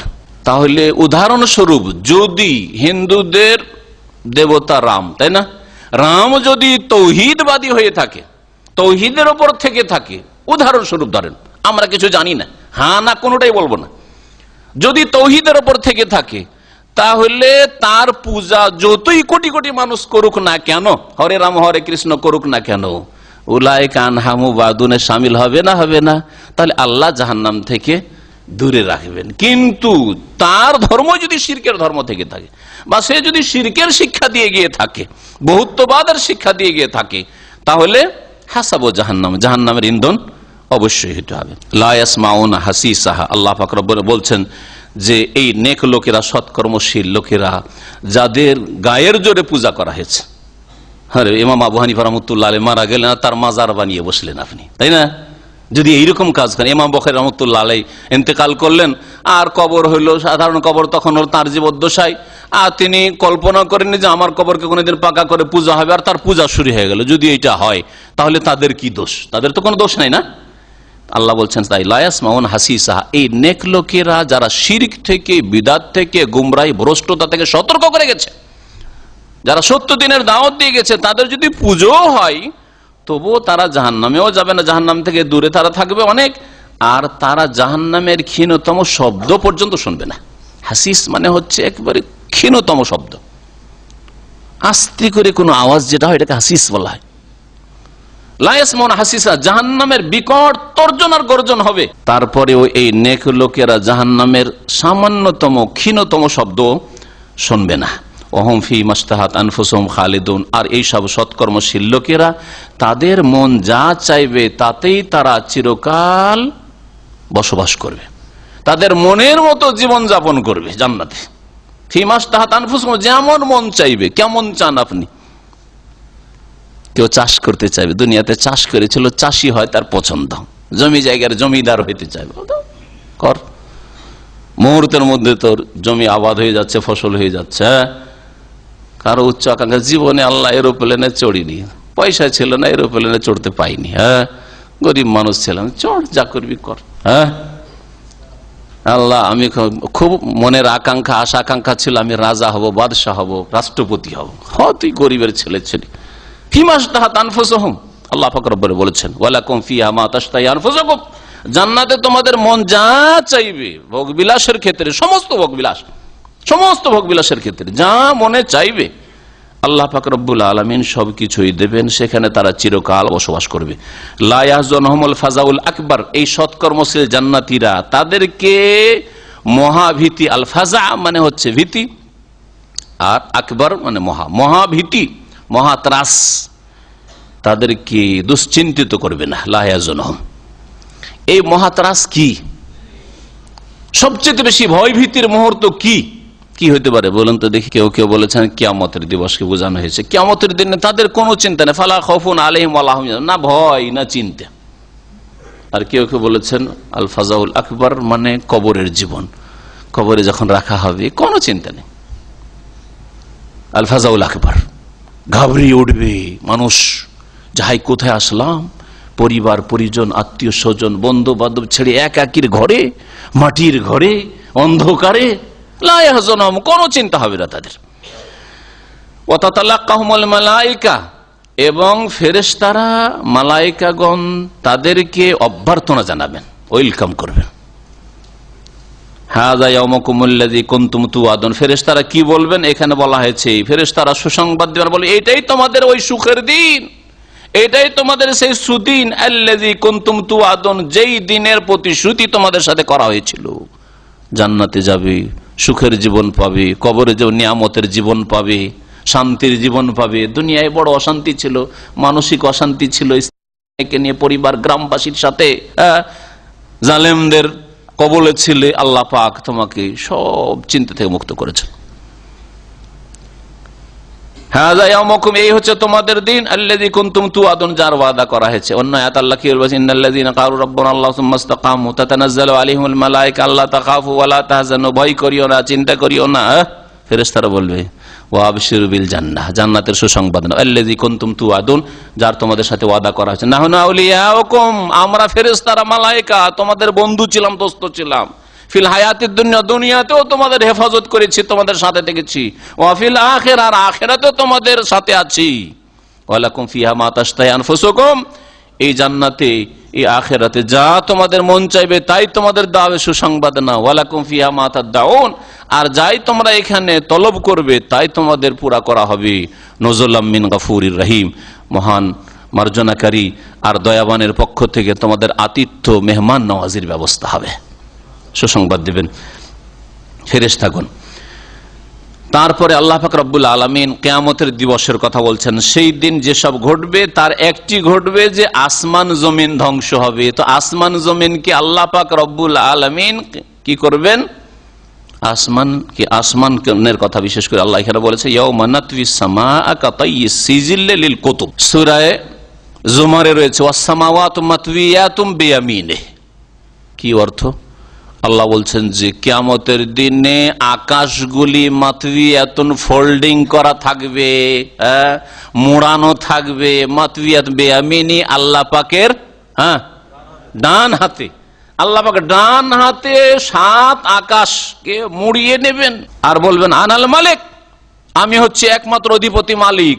আইনাল জাব্বারুন, দুনিয়ার জালেম নেতারা কোথায়, জালেম শাসকরা কোথায়? আইনাল মুতাকাব্বিরুন, অহংকারীরা কোথায়? আল্লাহ পাক রব্বুল আলামিন ইরশাদ করছেন এই সূরা আম্বিয়ার আয়াত নম্বর 104-এ, ইয়াউমা নাতউইস সামা, স্মরণ করো ওই দিনকে যেই দিন আমি আল্লাহ আকাশকে গুটিয়ে নেব। তাওয়ায়াতু মানে গুটিয়ে নেওয়া, মুড়িয়ে নেওয়া। কাতাইয়িস সিজিল্লি লিল কুতুব, যেমন গুটিয়ে নেওয়া হয় লিখিত দফতরকে। সিজিল মানে দফতর, বড় বড় যেগুলো বহি, আর তাতে যা লেখা আছে এটা লিল কুতুব। লিল কুতুব মানে মকতুব, তাফসীরকাররা বলছেন মানে যা লিখা রয়েছে, লিখা সহ দফতর খুলে লেখালেখি করছিল রেজিস্ট্রার বা লেখক, হ্যাঁ ক্লার্ক, আর লিখে মুড়িয়ে রেখে দিল। এই তো মুড়িয়ে শুধু একটা মোড়ান দিয়ে রাখা, এটা হচ্ছে এক মোড়ান দিয়ে রাখা। আর আল্লাহ পাক রব্বুল একটা ভাঁজ দিলেন। আর আল্লাহ পাক আসমানকে যে কত ভাঁজ দিবেন, ভাঁজ দিয়ে আল্লাহ পাক রব্বুল নিজ হাতে গুটিয়ে নেবেন, মুড়িয়ে নেবেন। মহান আল্লাহ ইরশাদ করেন, ইয়াউমানাতিস সামা, সেই দিন কিয়ামতের দিবসে আমি আল্লাহ আকাশকে গুটিয়ে নেব, কাতাইয়িস সিজিল্লি লিল কুতুব, যেমন দফতর লিখিত দফতরকে গুটিয়ে নেওয়া হয়, মানুষ গুটিয়ে নেই। কামা বাদানা আউয়ালা খালকিন নুঈদু, আর যেমন ভাবে প্রথমবার আমি সৃষ্টির সূচনা করেছিলাম, বাদা মানে সূচনা করা, শুরু করা, যেমন প্রথমবার আমি সৃষ্টি শুরু করেছিলাম, অর্থাৎ প্রথম মানুষকে সৃষ্টি করা হয়েছে বস্ত্রহীন করে। শরীরে কাপড় ছিল, আদম আলাইহিস সালামকে যখন সৃষ্টি করেন শরীরে কাপড় ছিল, হ্যাঁ, তারপর আল্লাহ পাক জান্নাতের কাপড় দিলেন, তাই না? আদম আলাইহিস সালামকে যখন জান্নাত থেকে নামিয়ে দেওয়া হইলো, তখন জান্নাতের কাপড় তো ছিনিয়ে দেওয়া হইলো, খুলে গেল, তো কি করলেন? ফাতাফিকা ইয়াকসিফানি আলাইহিম মিন ওয়ারাকিল জান্নাহ, আদম আর হাওয়া আলাইহিম আসসালাম গাছের পাতা ছিঁড়ে ছিঁড়ে, মানুষের প্রকৃতির স্বভাবে লজ্জা রাখা আছে। মানুষের স্বভাব যদি বিকৃত না হয়, চরিত্রহীন না হয়, তাহলে একটা ছোট ছেলেরও লজ্জা আছে। আমাদের ছোট ছোট বাচ্চারা, যার সামনে পেশাব পায়খানায় যাওয়ার অভ্যাস আছে, ওর মায়ের সামনে আছে, হ্যাঁ হয়তো বোনের সামনে আছে, ওর সামনে যাবে শুধু। হঠাৎ করে দাদি এসছে বেড়াতে, নানি এসছে, না দেখলে মারতে শুরু করে। কেন দেখলে আমাকে? আমি বাথরুমে ছিলাম। মারতে শুরু করে কেন? লজ্জা রাখা আছে। এর সামনে কোনোদিন আমি উলঙ্গ হইনি, কাপড় খুলে দেখলো কেন? সুবহানাল্লাহ। কিন্তু আজকাল স্কুল কলেজ ইউনিভার্সিটির, হ্যাঁ, এই দুনিয়ার শিক্ষা, দিনবিহীন দুনিয়ার শিক্ষা দিতে গিয়ে এমন ভাবে নারীরা পুরুষদের মধ্যে লজ্জা রাখা আছে প্রাকৃতিক ভাবে, কিন্তু মহিলাদের লজ্জা আরো বেশি।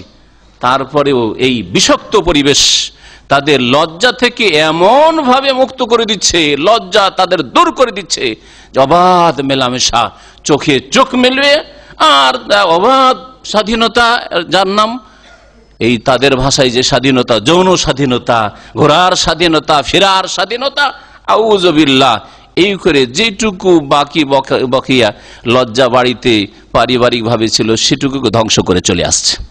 আল্লাহ পাক যেন আমাদেরকে ইসলামিক কাঠামোতে শিক্ষার ব্যবস্থা করার তৌফিক দান করেন। আল্লাহ পাক রব্বুল আলামিন বলছেন, কামা বাদানা আউয়াল খালকিন, যেমন প্রথমবার সৃষ্টির সূচনা করেছে। এরকম প্রত্যেক মানুষকে মায়ের পেট থেকে যখন ভূমিষ্ঠ হয়, কেউ বলতে পারবে যে মায়ের পেট থেকে আমি যখন এসেছিলাম তখন আমার শরীরে কাপড় ছিল? বলতে পারবেন?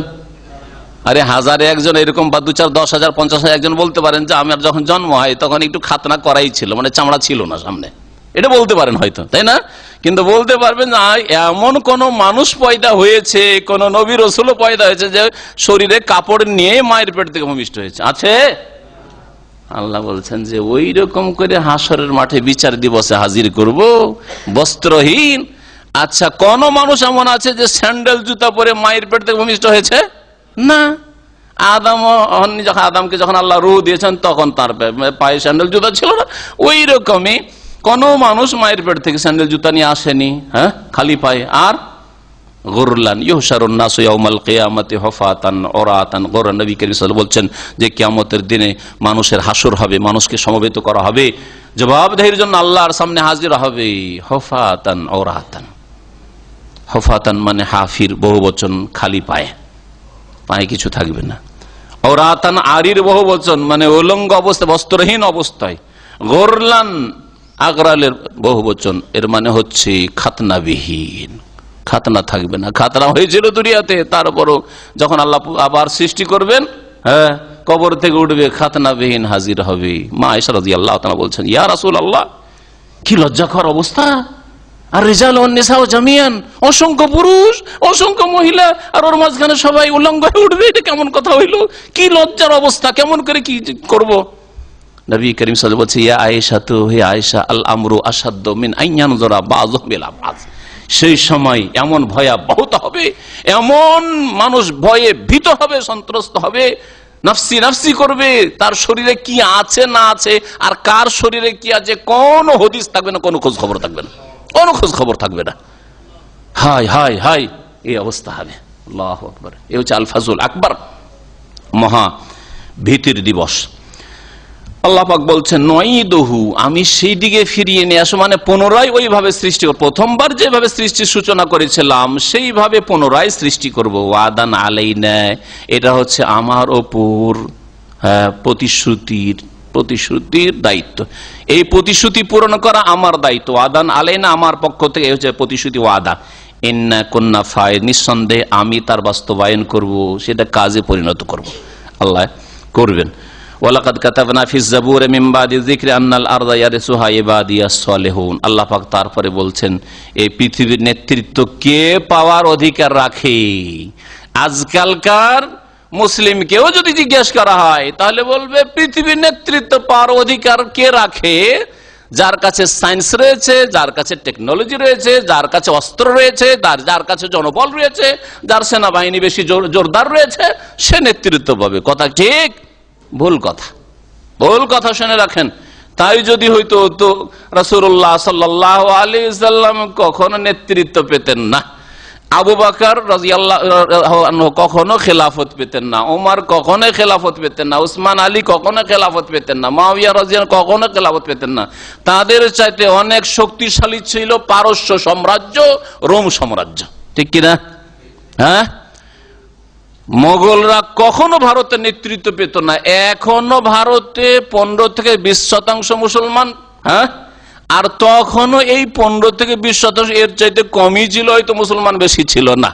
তারপরে এই 15% মুসলিমকে আল্লাহ পাক 800 বছর ভারত মহাদেশে রাজত্ব দিয়েছেন, তেমনি হ্যাঁ, বাবর কোথায় ছিলেন? হ্যাঁ, আকবর কোথায়? আওরঙ্গজেব কোথায়? ঠিক না? জাহাঙ্গীর কোথায়? শেরশাহ সূরি কোথায়? তাদের রাজত্ব কোথায় ছিল? আল্লাহ পাক রব্বুল আলামিন এই কথা এই আয়াতে বলেছেন। আর এরকম বেশ কিছু আয়াত রয়েছে, এই বিষয়টি ভালো করে শুনুন যে আমরা কোন দিকে চললে আল্লাহ পাক আমাদের হারিয়ে যাওয়া নেতৃত্ব আবার ফিরিয়ে দেবেন। আমাদের 1000 বছরের নেতৃত্ব হারিয়ে গেছে, খেলাফত শেষ হয়ে গেছে, খেলাফতের রাশেদা শেষ হয়েছে, উমাইয়া বংশের খেলাফত ইসলামী খেলাফত শেষ হয়েছে, আব্বাসী ইসলামী খেলাফত শেষ হয়েছে, তুর্কিদের ইসলামী খেলাফত শেষ হয়েছে, মোগলদের রাজত্ব, মুসলিম রাজত্ব শেষ হয়েছে। আমরা ব্রিটিশদের, ইংরেজদের গোলামি করেছি 200-250 বছর ধরে, আর তারপরে এখনো গোলামির জীবন যাপন করছে। যদিও ক্ষুদ্র ক্ষুদ্র কিছু দেশ পেয়েছে হয়তো মুসলিমরা, কিন্তু মানসিক আর সার্বিক দিক থেকে গোলামি ছাড়া আর কিছু আমরা পাইনি। কেন? আল্লাহ পাক রব্বুল আলামিন বলছেন ওয়ালাকাদ কাতাবনা ফিজ জাবুরি মিন বাদি যিকর, নিঃসন্দেহে আমি লিখে রেখেছি। আল্লাহ বলছেন লিখে রেখেছি। আল্লাহ লিখে রাখা দুই রকম, একটা হচ্ছে শরীয়তি লিখে রাখা, কিতাবা শারঈয়া, মানে আল্লাহ পাক তার নাযিলকৃত কিতাবগুলিতে লিখে দিয়েছেন, তাওরাতে, জবুরে, ইনজিলে, কোরআনে আল্লাহ লিখে দিয়েছেন, লিখা আছে না? জি হ্যাঁ। আর একটা লিখা হচ্ছে কিতাবা কাদরিয়া, সৃষ্টিগত তকদিরগত ভাবে লিখে রাখা। আল্লাহ পাক ভাগ্য নির্ধারণ করেছেন। যেমন আমরা বলি এটা আমার ভাগ্যের লিখনি, বলি না? তা লিখনি শব্দের ব্যবহার করছি, কোন জায়গায় লিখা না, ভাগ্যের লিখনি। আল্লাহ পাক ভাগ্যে নির্ধারণ করেছেন। তো লিখাটা নির্ধারণের অর্থে, তকদিরের অর্থে ব্যবহার হয়। তো এখানে দুটোই তাফসীর হইতো। ওয়ালাকাদ কাতাবনা, নিঃসন্দেহে আমি লিখে রেখেছি, মানে ভাগ্য নির্ধারণ করেছি। আর আমি কিতাবাদিতে, আসমানি কিতাবে লিখেও রেখেছি কি? ফিজ জাবুরি মিন বাদি যিকর, জবুরে মিন বাদি যিকর, উপদেশের পরে। জবুরে উপদেশের পরে, এর বা তাফসীর কি? এরও দুটো তাফসীর। একটা তাফসীর বাহ্যিক তাফসীর, জবুর মানে দাউদ আলাইহিস সালামের উপর নাজিল করা কিতাব, আর মিন বাদি যিকর উপদেশের পরে মানে দাউদ আলাইহিস সালামের আগে যে একটি বড় উপদেশের কিতাব এসেছিল সেটি হচ্ছে তাওরাত, মুসা আলাইহিস সালামের প্রতি নাজিলকৃত কিতাব। তাহলে মুসা আলাইহিস সালামের উপর নাজিলকৃত যে জিকির উপদেশ ছিল, যাকে আল্লাহ জিকির বলেছেন, তাতেও লিখেছি। সেই কিতাবে লিখার পরে আবার দাউদ আলাইহিস সালামের উপর নাজিলকৃত আসমানি কিতাব জবুরেও এই কথা লিখে রেখেছি। এটা হচ্ছে একটি তাফসীর। আর একটি তাফসীর হচ্ছে, শোনেন ভালো করে, ওয়ালাকাদ কাতাবনা ফিজ জাবুরি, জবুর মানে যে কোনো লিখনি, যে কোনো কিতাব। নিঃসন্দেহে আমি লিখে রেখেছি ফিজ জাবুরি মিন বাদি যিকর, উপদেশের পরে আসমানি কিতাব সমূহে।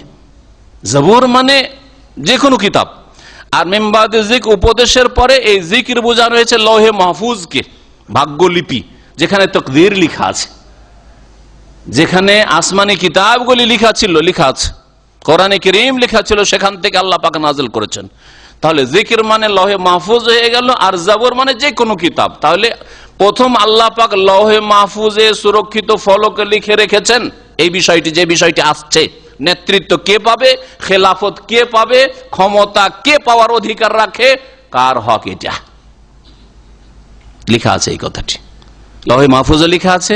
আর জবুর মানে সবগুলি কিতাবে লেখা আছে, তাওরাত, ইনজিল, জবুর, কোরআন, সব কিতাব আসমানি কিতাবে লেখা আছে। সুহুফে ইব্রাহিম আলাইহিস সালামের সহিফায় লেখা আছে। কি লেখা আছে? আন্নাল আরদা ইয়ারিসুহা ইবাদিয়াস সালিহুন, যে জমিনের উত্তরাধিকারী হবে আমার সৎকর্মশীল বান্দারা, আমার নেক বান্দারা এই পৃথিবীর উত্তরাধিকারী হবে, জমিনের নেতৃত্ব পাবে, খেলাফত পাবে। এই কথা আল্লাহ লিখে রেখেছেন। কোন বান্দারা? অসৎ মুসলিম, ভোগবিলাসী পাপিষ্ট মুসলিম, মদখোর মুসলিম, জি, অবাধ মেলামেশা ছড়াতে চায়, অশ্লীলতা ছড়াতে চায়, এইরকম মুসলিম।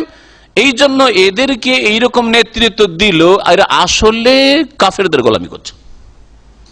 যারা মদখোর শাসক, যারা হারাম খায়, হারামের প্রচার করে, অশ্লীলতা ছড়ায়, শিরক ছড়ায়, বিদআত ছড়ায়, আল্লাহদ্রোহিতা করে, মানবরচিত বিধানের বাস্তবায়ন করে, এরা যদিও নেতৃত্ব পেয়েছে, বাহ্যিক মনে হচ্ছে গদিতে আসলো, এরা দীর্ঘদিন রাজত্ব করলো, অমুক করলো, তমক করলো, দেশের শাসক হলো, এরা আসলে ইহুদি নাসারাদের গোলামি করছে, কুফরি শক্তির গোলামি করছে।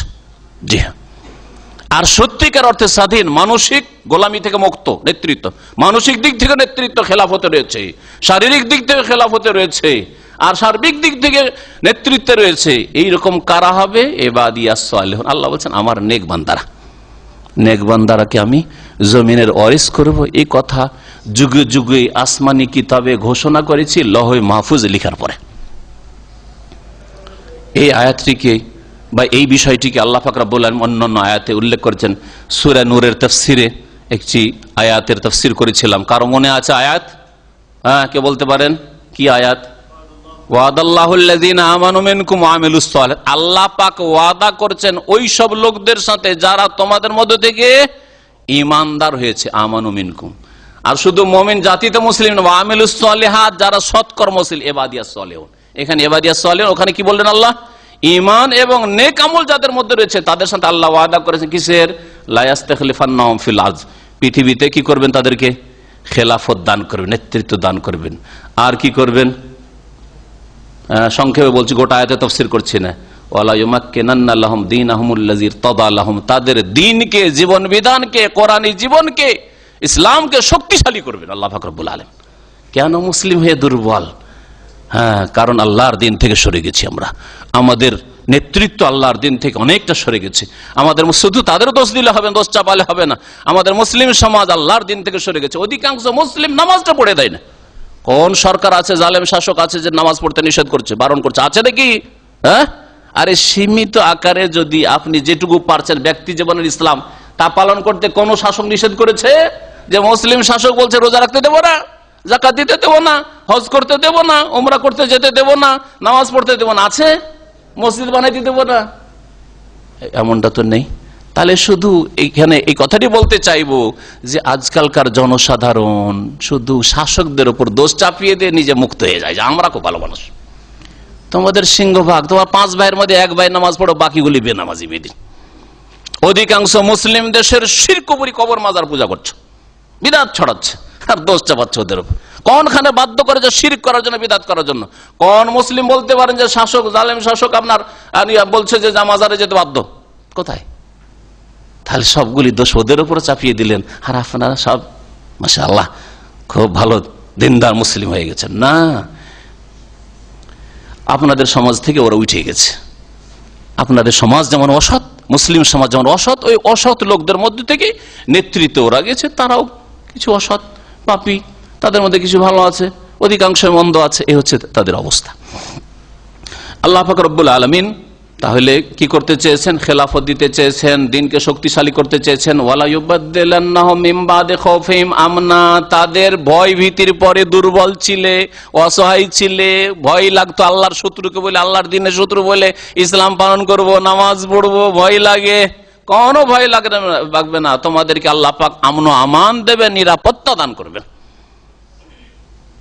কিন্তু প্রথম আয়াতের প্রথমে ঈমান আর নেক আমলের কথা আল্লাহ শর্ত লাগিয়েছেন, আর শেষখানে বলছেন ইয়াবুদুনানি লা ইউশরিকুনা বি শাইআ, একমাত্র আমার ইবাদত করতে হবে, আমার সাথে কোনো কিছুকে শরীক করলে হবে না। কাফের বিজাতি যদি দুর্গা পূজা করে, তোমরা দুর্গা পূজা করলে হবে না। তারা সাধু সন্ন্যাসী আর সাই বাবার কাছে যায়, তোমরা পীরের কাছে গিয়ে অন্ধভক্ত হইলে হবে না। কোরআন এবং হাদিসের ভক্ত হইতে হবে, রাসূলের ভক্ত হইতে হবে, জি হ্যাঁ, ওহীর ভক্ত হইতে হবে। ইয়াবুদুনানি লা ইউশরিকুনা বি শাইআ, তাহলে আল্লাহ খেলাফত দান করবেন।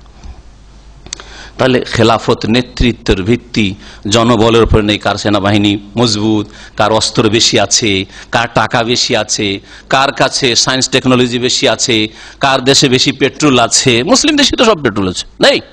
হ্যাঁ বলেন তো দেখি, মুসলিম দেশের মোহতাজ যদি অল্প কিছু সময়ের জন্য এই পেট্রোল বন্ধ করে দেয়, তাদের যান্ত্রিক সভ্যতা, তাদের সায়েন্স টেকনোলজি সব অচল হয়ে যাবে, কলকারখানা সব অচল হয়ে যাবে। তারপর যে পয়সার অভাব আছে আমাদের কাছে, গ্যাসের অভাব আছে, তেলের অভাব আছে, কিছু অভাব নেই। জনবলের অভাব আছে, কিছু অভাব নেই। অভাব আছে শুধু ঈমান এবং নেক আমলের। অভাব আছে শিরক মুক্ত হওয়ার, বিদআত মুক্ত হওয়ার, রাসূলের তরিকায় আসার। আল্লাহ পাক যেন তৌফিক দান করেন। ওয়া আনতুম আ'লাউনা ইন কুনতুম মুমিনিন, তৃতীয় আরেকটি আয়াত শুনে রাখেন, তোমরাই আ'লাউন, উপরে থাকবে। আ'লার বহুবচন, কিন্তু শর্ত ইন কুনতুম মুমিনিন, যদি তোমরা সত্যিকার অর্থে ঈমানদার হও, মুমিন হও। ইন্না ফি হাযা লাবালাগাল লিকাওমিন আবিদিন, আল্লাহ পাক বলেন নিঃসন্দেহে এই কোরআনে, ফি হাযা মানে ফি হাযাল কোরআন, এই কোরআনে লাবালাগান, যথেষ্ট উপদেশ রয়েছে। বালাগ মানে কিফায়া, বা বালাগ মানে তাবলীগ, পৌঁছে দেওয়া, এটা উপদেশ। এই কোরআনে কারীমে উপদেশ রয়েছে লিকাওমিন আবিদিন, কার জন্য? এই কোরআন থেকে কে উপকৃত হবে? ওই সব জাতির জন্য যারা ইবাদত গুজার, যারা আল্লাহ পাকের অনুগত, আল্লাহ পাকের ইবাদতকারী, আল্লাহ পাকের বিধান যারা মেনে চলবে, তাদের জন্য কোরআনে কারীমে যথেষ্ট উপদেশ রয়েছে। ওমা আরসালনাকা ইল্লা রাহমাতাল লিল আলামিন, হে নবী, তোমাকে পাঠিয়েছি একমাত্র বিশ্বজাহানের সমস্ত সৃষ্টির জন্য রহমত স্বরূপ। আলামিন, আলামিন শুধু মানুষ না, মানুষ হচ্ছে একটা আলামুল ইনস, মানব জগৎ। জিন হচ্ছে আলামুল জিন, জি। আর পশু পাখি, পাখি হচ্ছে আলামুত তাইর, পাখি জগৎ, পাখিকুল। আর অন্যান্য প্রাণী যেগুলি হাইওয়ান রয়েছে, চতুষ্পদ জন্তু বা অন্যান্য জন্তু রয়েছে, সেগুলি হচ্ছে আলামুল হাইওয়ান ইত্যাদি। এইভাবে বিশ্ব জগতে যত সৃষ্টি রয়েছে, এক একটা আলাম, এক একটা জগৎ। আর আলামের বহু বচন হচ্ছে আলামুন বা আলামিন। এই জন্য আল্লাহ পাক রব্বুল আলামিন। শুধু আল্লাহ পাক প্রতিপালন মানুষের করেন না, জিনেরও করেন, তাদেরও রাজ্জাক। আল্লাহ পাক গরু ছাগলকে রিজিক দিয়ে থাকেন, পশু পাখিকেও রিজিক দিয়ে থাকেন, আল্লাহ পাক কীট পতঙ্গকে রিজিক দিয়ে থাকেন, আল্লাহ পাক সমুদ্রে যেসব প্রাণী রয়েছে, মাছ রয়েছে, অন্যান্য প্রাণী রয়েছে, সবকে রিজিক দিয়ে থাকেন। আল্লাহ পাক যেগুলি কষ্টদায়ক পশু প্রাণী, সাপ বিচ্ছু, সেগুলোকেও রিজিক দিয়ে থাকেন। সেগুলো এক আলাম, এক একটি জগৎ, রব্বুল আলামিন তিনি। আর নবী করিম সাল্লাল্লাহু আলাইহি সাল্লাম আল্লাহ রব্বুল আলামিন, আর নবী সাল্লাল্লাহু আলাইহি ওয়াসাল্লাম রাহমাতুল লিল আলামিন, সমস্ত সৃষ্টিকুলের জন্য তিনি করুণা স্বরূপ, রহমত স্বরূপ।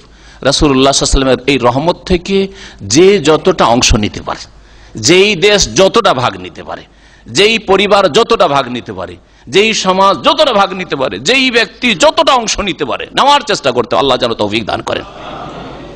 রহমত তিনি এসেছেন। এখন রহমত নেবেন না, কতটা নেবেন আপনি, কতটা আপনার গরজ রয়েছে, সেটা আপনার বিষয় না। আপনি রহমত চান না জহমত চান, আযাব চান, সেটা আপনি চিন্তা করুন। এখন আল্লাহ পাক রব্বুল আলামিন বলছেন যে, হে রাসূল, তোমাকে বিশ্বজাহানের জন্য রহমত ছাড়া আর কিছু করে পাঠাইনি, রহমত ছাড়া আর কিছুই করে পাঠাইনি, মানে একমাত্র রহমত আর করুণা করে পাঠিয়েছি। আর সবচেয়ে বড় রহমত হচ্ছে তৌহিদ। এজন্য তারপরে তৌহিদের কথা বলছেন, ভালো করে শুনেন। একটি আয়াতের আর একটি আয়াতের সাথে সম্পর্ক রয়েছে। কুল, হে নবী জানিয়ে দাও, ইন্নামা ইউহা ইলাইয়া, নিঃসন্দেহে আমাকে ওহী করা হয়েছে, আন্নামা ইলাহুকুম ইলাহু ওয়াহিদ, যে তোমাদের ইলাহ, সত্য উপাস্য হচ্ছেন একজন এলাহ, একজন মাবুদ, তিনি আল্লাহ। তাহলে এক আল্লাহ, তার উলুহিয়াত, রুবুবিয়াত, তার আসমা সিফাত মেনে নেওয়া, এটি হচ্ছে সবচেয়ে বড় আল্লাহর রহমত। এই জন্য যেই দেশে যত বেশি তৌহিদ আছে আর শিরক মুক্ত আছে, সেই দেশে তত বেশি আল্লাহ পাকের রহমত আছে। আজকে সৌদি আরবকে দেখুন, আলহামদুলিল্লাহ, এখানে আল্লাহ ছাড়া কাউকে সেজদা হয়? এখানে তারকা নক্ষত্রকে সেজদা হয়, আগুনের পূজা হয়, মূর্তি পূজা হয়, কবর মাজার পূজা হয়, কোন জিন্দা পীরের পূজা হয় না পূজা হয়? হয় কিছু? হয় গাছের পূজা হয়, নদী নালার পূজা হয়, লোহিত সাগর আর এই উপসাগরের পূজা হয়? হয় না। কিন্তু আমাদের দেশগুলিতে, অন্যান্য দেশগুলিতে এই সবের পূজা হয়। কেউ কোনোটার পূজা করছে, কেউ কোনোটা, কেউ দরগার পূজা করছে, কেউ দুর্গার পূজা করছে, কেউ গাছের পূজা করছে, কেউ গঙ্গা যমুনার পূজা করছে। যার ফলে আল্লাহ পাকের আযাব, যার ফলে আল্লাহ পাকের আযাব। রহমত হচ্ছে তৌহিদ। আল্লাহর তৌহিদ যদি থাকে আর শিরক মুক্ত করতে পারে, তাই আল্লাহর রহমত নেমে আসবে। নবী সাল্লাল্লাহু আলাইহি সাল্লামকে যে রহমত করে আল্লাহ পাঠিয়েছেন, সেই রহমতে সবচেয়ে বেশি ভাগ পাবেন। চিন্তা করুন, এইসব দেশে একটা ফল হয় না। পানিটা আজকে আমাদের এক ভাই একটু আগে আমার আলোচনা শুরু করার আগে বললেন যে এইখানে যে পানিটা সাপ্লাই করে তাদের কোম্পানি, ও যে আল কাসিম থেকে আসে। তারপরে যেই পানিগুলি পান করছেন, মিষ্টি পানি, এগুলি সামুদ্রিক পানি, সমুদ্রের পানিকে শোধন করে লবণ মুক্ত করে আপনাদের জন্য, আমার জন্য পেশ করা হয়। তারপরে এইখানে কত পর্যাপ্ত পরিমাণে আর কত পরিষ্কার পরিচ্ছন্ন পানি খেতে পারছেন। আর আমাদের দেশে মিষ্টি পানি 2 হাত খনন করলেই, মাটিতে 2 হাত নিচে গেলেই পানি পাওয়া যায়। আর তারপরেও কত যে পানিতে আর্সেনিক, আর কত যে জীবাণু, আর কত যে বালা মুসিবত আল্লাহ জানে। পানির কারণে পেট খারাপ হয়, হয় না? কেন? এত মিষ্টি থাকা সত্ত্বেও, এত মিষ্টি পানি, এত পানির অভাব মুক্ত, পানির কোনো অভাব নেই, তারপরেও পানিতে কোনো শান্তি নাই। কেন? পানি দোষমুক্ত কেন নয়? পানিতে বালা মুসিবত কেন? কারণ শিরকে ডুবে আছে সমাজ, আল্লাহ পাকের দিন থেকে সরে গেছে, তৌহিদ থেকে সরে গেছে। এই জন্য আল্লাহ পাক রব্বুল আলামিন বলছেন, ফাহাল আনতুম মুসলিমুন, আল্লাহ এক ইলাহ, সত্যিকার ইলাহ, আর কোন সত্য মাবুদ নেই। তাহলে তোমরা, হে মানুষ, তোমরা কি আত্মসমর্পণ করবে? এই কথা কি মানবে তোমরা? যদি মানো তাহলে তোমাদের জন্য রাসূল রহমত, আর না মানো তাহলে তোমাদের জন্য রাসূল রহমত নন। ফাইন তাওয়াল্লাউ, তারা যদি ফিরে যায়, না মানে অমান্য করে, ফাকুল, তাহলে হে নবী তুমি জানিয়ে, আযানতুকুম আলা সাওয়া, তোমাদেরকে যথাযথভাবে আমি জানিয়ে দিলাম, ঘোষণা করে। আযানা মানে ঘোষণা করে দেওয়া, জানিয়ে দেওয়া। আযানকে আযান এই জন্য বলা হয়, আযানের মাধ্যমে কি জানানো হয়, কি ঘোষণা করা হয়? যে নামাজের সময় শুরু হয়ে গেছে, নামাজের ওয়াক্ত হয়ে গেছে, এই জন্য আযানকে আযান। আযানতুকুম মানে আলানতুকুম, আলামতুকুম দুটি হইতে পারে, এলাম আর এলান, ঘোষণা। তোমাদেরকে জানিয়ে দিচ্ছি, আলা সাওয়া মানে যথাযথভাবে, মানে এমন নয় যে আমি জানলাম তোমরা জানলে না, ভালো করে জানিয়ে দিলাম। আমি যেমন জানি আল্লাহর দিনের কথা, তোমাদেরকে ভালোভাবে জানিয়ে দিলাম। এবং পরিণাম সম্পর্কে, আল্লাহর দিন যদি মানো তাহলে কি পাবে, আল্লাহর দিন না মানো তাহলে কি শাস্তি রয়েছে, দুনিয়া আখিরাতে দুর্যোগ রয়েছে, আযাব রয়েছে, তাও তোমাদেরকে আলা সাওয়া ভালোভাবে যথাযথভাবে জানিয়ে দিলাম। আযানতুকুম আলা সাওয়া। আর আমাদের মাঝে আর তোমাদের মাঝে যে জিহাদ হবে, যুদ্ধ হবে, ওইটাও জানিয়ে দিলাম। বদর হবে, ওহুদ হবে, খন্দক হবে, মক্কা বিজয় হবে। আযানতুকুম আলা সাওয়া, কারণ মক্কি সূরা, সূরা আম্বিয়া, তো মক্কায় জানিয়ে দেওয়া হচ্ছে যে দেখো, যদি তোমরা না মানো তাহলে তোমাদেরকে যথাযথভাবে জানিয়ে দিছি, সাবধান হয়ে যাও, যে ভবিষ্যতে কিন্তু এমন একটা সময় আসতে যাচ্ছে, যেই সময় আমাদের মাঝে, তোমাদের মাঝে যুদ্ধ বাঁধবে, জিহাদ ফি সাবিলিল্লাহ হবে, আর তোমরা লাঞ্ছিত, অপদস্থ হবে। মক্কায় তোমরা নেতৃত্বে রয়েছো, আর মক্কায় তোমরা দাপট দেখাচ্ছ, জুলম অত্যাচার করছো, এখান থেকে নিশ্চিহ্ন হয়ে যাবে। আযানতুকুম আলা সাওয়া। ওয়াইন আদরি আকারিবুন আম বাঈদুম মা তুআদুন, আর আমি জানি না যে আকারিবুন আম বাঈদ, সেটা নিকটবর্তী না দূরবর্তী। কোনটা? ওই সময়টা, যে সময়ের প্রতিশ্রুতি করা হয়েছে, এমন একটা সময় যে সময় হক বাতিলের মাঝে চূড়ান্ত ফয়সালা হবে, সেই সময়টা কাছে না দূরে, এটা কি? এটা সম্পর্কে একদল তাফসীরকাররা বলছেন যে মক্কা বিজয়। মক্কা বিজয়টা কাছে না দূরে? এ মক্কায় আমাদের উপর জুলম অত্যাচার চালাচ্ছ, রাসূলুল্লাহ সাল্লাল্লাহু আলাইহি ওয়াসাল্লাম সালাত আদায় করছেন আর উটের ভুঁড়ি চাপিয়ে দিচ্ছ। হ্যাঁ, ওই সময়টা যেই সময় বিজয় লাভ করব আমরা, তোমরা লাঞ্ছিত অপদস্থ হবে, সেই সময়টা আকারিবুন আম বাঈদ, আমি জানি না যে সেটা কাছে না দূরে, কত বছর পরে হবে, কিন্তু হবে। বদরে ফয়সালা হবে, 70 জন তোমাদের জাহান্নামে পৌঁছবে নিহত হয়ে, আর 70 জন বন্দী হয়ে আমাদের মতো দুর্বল যাদেরকে মনে করে তাদের হাতে বন্দী হয়ে আসবে, আর মসজিদে আমরা তোমাদেরকে বেঁধে রাখবো, তোমাদেরকে কয়েদি করবো, তোমাদেরকে গ্রেফতার করব। এ কথা কল্পনা করতে পারো না, সেটা হবে। সেটা কখন হবে? আকারিবুন আম বাঈদ, কাছে আছে না দূরে আছে জানি না। এটা একটা তাফসীর, দুনিয়ার বিজয়ের কথা বলা হয়েছে, তাহলে যে বিজয়টা দূরে না কাছে। আর কেউ কেউ বলেছেন না, কিয়ামতের ফয়সালা, কিয়ামতের ফয়সালা আকারিবুন আম বাঈদ, কিয়ামত কাছে আছে না দূরে আছে জানি না। কিয়ামতের কথা যখন রাসূলুল্লাহ বলতেন যে একদিন পৃথিবী ধ্বংস হবে আর জবাবদাহি করতে হবে, কাফেররা ঠাট্টা মজাক করতো, যালিকা রাজুম বাঈদ, কোন কথা বলে গো, আইজা মিতনা, আমরা যখন মারা যাব, ওয়া কুননা তুরাবান, আর তারপরে মাটিতে মিশে যাব, আইন্না লাফি খালকিন জাদীদ, আবার নতুন করে আবার আমাদের পয়দা করা হবে, এটা হাজার রাজুম বাঈদ, এটা হচ্ছে যালিকা রাজুম বাঈদ, এটা অনেক দূরের কথা। এসব কথা যে কাফেররা বলতো, ঠাট্টা মজাক করতো, নবী সাল্লাল্লাহু আলাইহি ওয়াসাল্লাম তার জয় বলছেন, ওয়াইন আদরি, আমি জানি না, আকারিবুন আম বাঈদুম মা তুআদুন, তোমাদের সাথে যে ওয়াদা করা হচ্ছে দুনিয়ার বিজয়ের ওয়াদা অথবা কিয়ামত কায়েম হওয়ার ওয়াদা, সেটা নিকটবর্তী না দূরবর্তী আমি জানি না। কারণ নবী সাল্লাল্লাহু আলাইহি ওয়াসাল্লামকে জানানো হয়নি যে কোন সালে আর কখন কিয়ামত হবে, তবে কিয়ামত কাছেই রয়েছে। নবী সাল্লাল্লাহু আলাইহি ওয়াসাল্লামকে এই কথাও জানানো হয়নি যে মক্কায় তুমি কত বছর থাকবে, আর মদিনা যাওয়ার পরে কয় বছর পরে মক্কা বিজয় হবে আর বদর উহুদ হবে, ওইটাও জানানো হয়নি। নবী করিম সাল্লাল্লাহু আলাইহি ওয়াসাল্লাম আলেমুল গায়ব ছিলেন না, গায়েব অদৃশ্যের খবর একমাত্র আল্লাহ পাক জানেন সব কথা। আর নবী সাল্লাল্লাহু আলাইহি ওয়াসাল্লাম অতটাই জানতেন যতটা তাকে জানানো হয়েছে।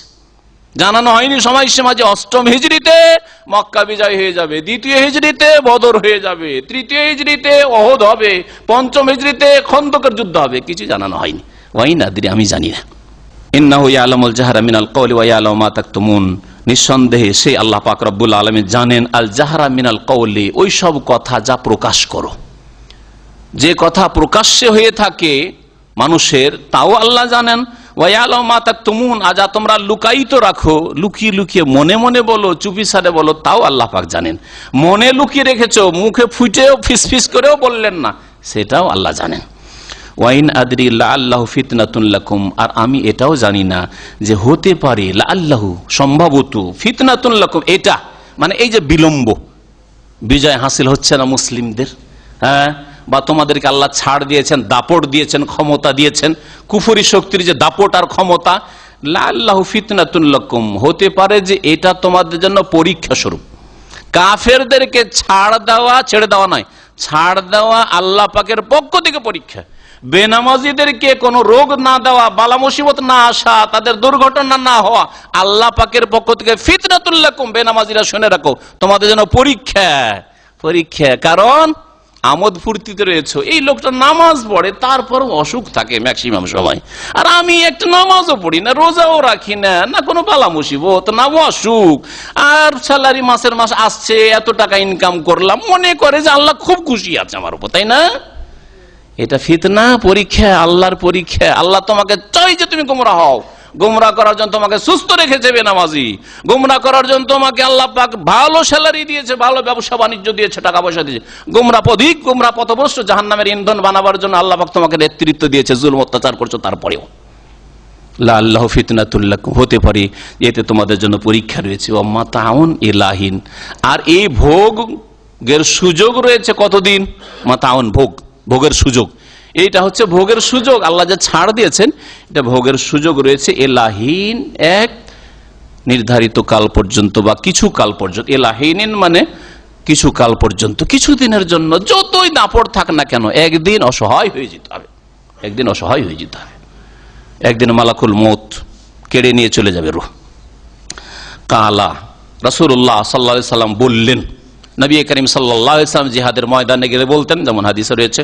আর নবী করিম সাল্লাল্লাহু আলাইহি ওয়াসাল্লামকে আল্লাহ পাক শিখাচ্ছেন যে রাসূল বলবে, তাই বলছেন কালা, আমার রাসূল বলে, রব্বিহুকুম বিল হক, হে আমার প্রতিপালক, ওহকুম বিল হক, তুমি সত্য ফয়সালা করে দাও, ন্যায়সঙ্গত হক, ন্যায়সঙ্গত ফয়সালা বিচার করে দাও। ও রব্বুনা রহমান, আমাদের মাঝে আর বাতিল পন্থীদের মাঝে, কাফেরদের মাঝে, পাপিষ্ঠদের মাঝে আল্লাহ হক বিচার করে দাও। ন্যায়সঙ্গত ফয়সালা করে দাও, চূড়ান্ত ফয়সালা করে দাও। ও রব্বুনা রহমান, আর আমাদের প্রতিপালক তিনি দয়ার আধার, তিনি মহান করুণাময়।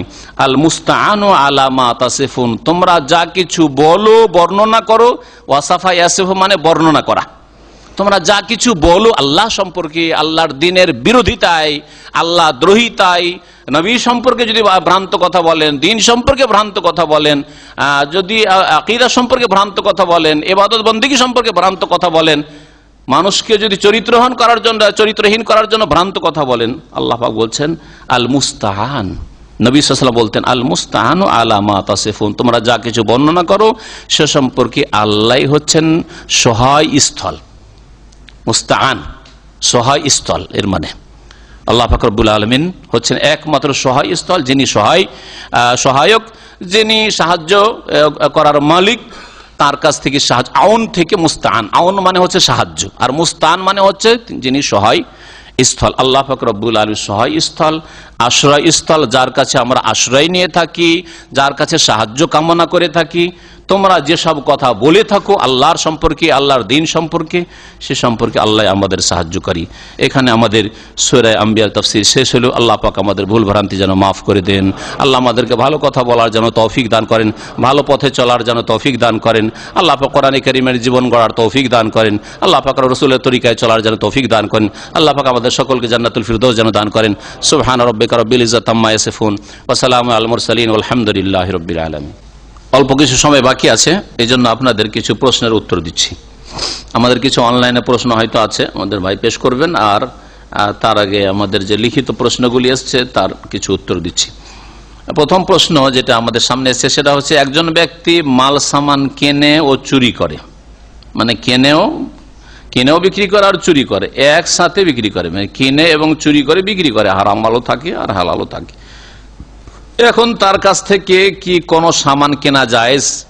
হ্যাঁ, যদি আপনার জানা থাকে যে নিশ্চিত এই লোকটা চুরিও করে আর কিছু ব্যবসাও করে, মানে চুরি করা সামান একসাথে বিক্রি করে, আর জানা না থাকে কোনটা চুরি করা মাল আর কোনটা তার বৈধ মাল, তাহলে তার কাছ থেকে কিনবেন না। তবে যদি জানা থাকে যে এই মোবাইলটা তার কেনা, মোবাইলের ব্যবসা, আর এটা হচ্ছে চুরি করা মোবাইল, তাহলে যেটা জেনে নিয়েছেন চুরি করা, সেটা চুরি করা মালকে আশ্রয় দেওয়া, চুরি করা মাল কোথাও রাখার জন্য সুযোগ সুবিধা দেওয়া হারাম। আপনিও একজন চোর।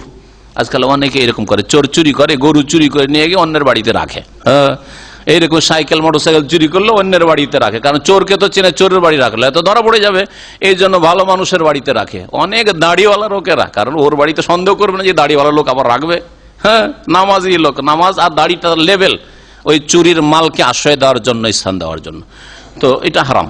গ্রামে গঞ্জে অনেকে মহিলাদের চুল কিনতে আসে, এ ধরনের মহিলাদের মাথার চুল বিক্রি করা যাবে কি না? মাথার চুল বিক্রি করা যাবে না, চুল কখনো বিক্রি করবেন না, কারণ চুল কেনার মাধ্যমে হতে পারে সেহের জাদু করতে পারে, এটা মারাত্মক ক্ষতিকর হবে আপনার জন্য, আপনার স্ত্রীর জন্য, আপনার মেয়েদের জন্য। কখনো বিক্রি করবেন না, কখনো বিক্রি করবেন না। জাদু, সেহের জাদু যেসব দিয়ে করা হয় তার একটা হচ্ছে চুল। কারো যদি চুল পেয়ে যায়, চুল দিয়ে তারা সেহের জাদু করতে পারে, হতে পারে তাকে মেরেই ফেলবে অথবা তাকে রুগ্ন করে দিবে, তার বিভিন্ন ক্ষয়ক্ষতি করবে, অঙ্গহানি করবে।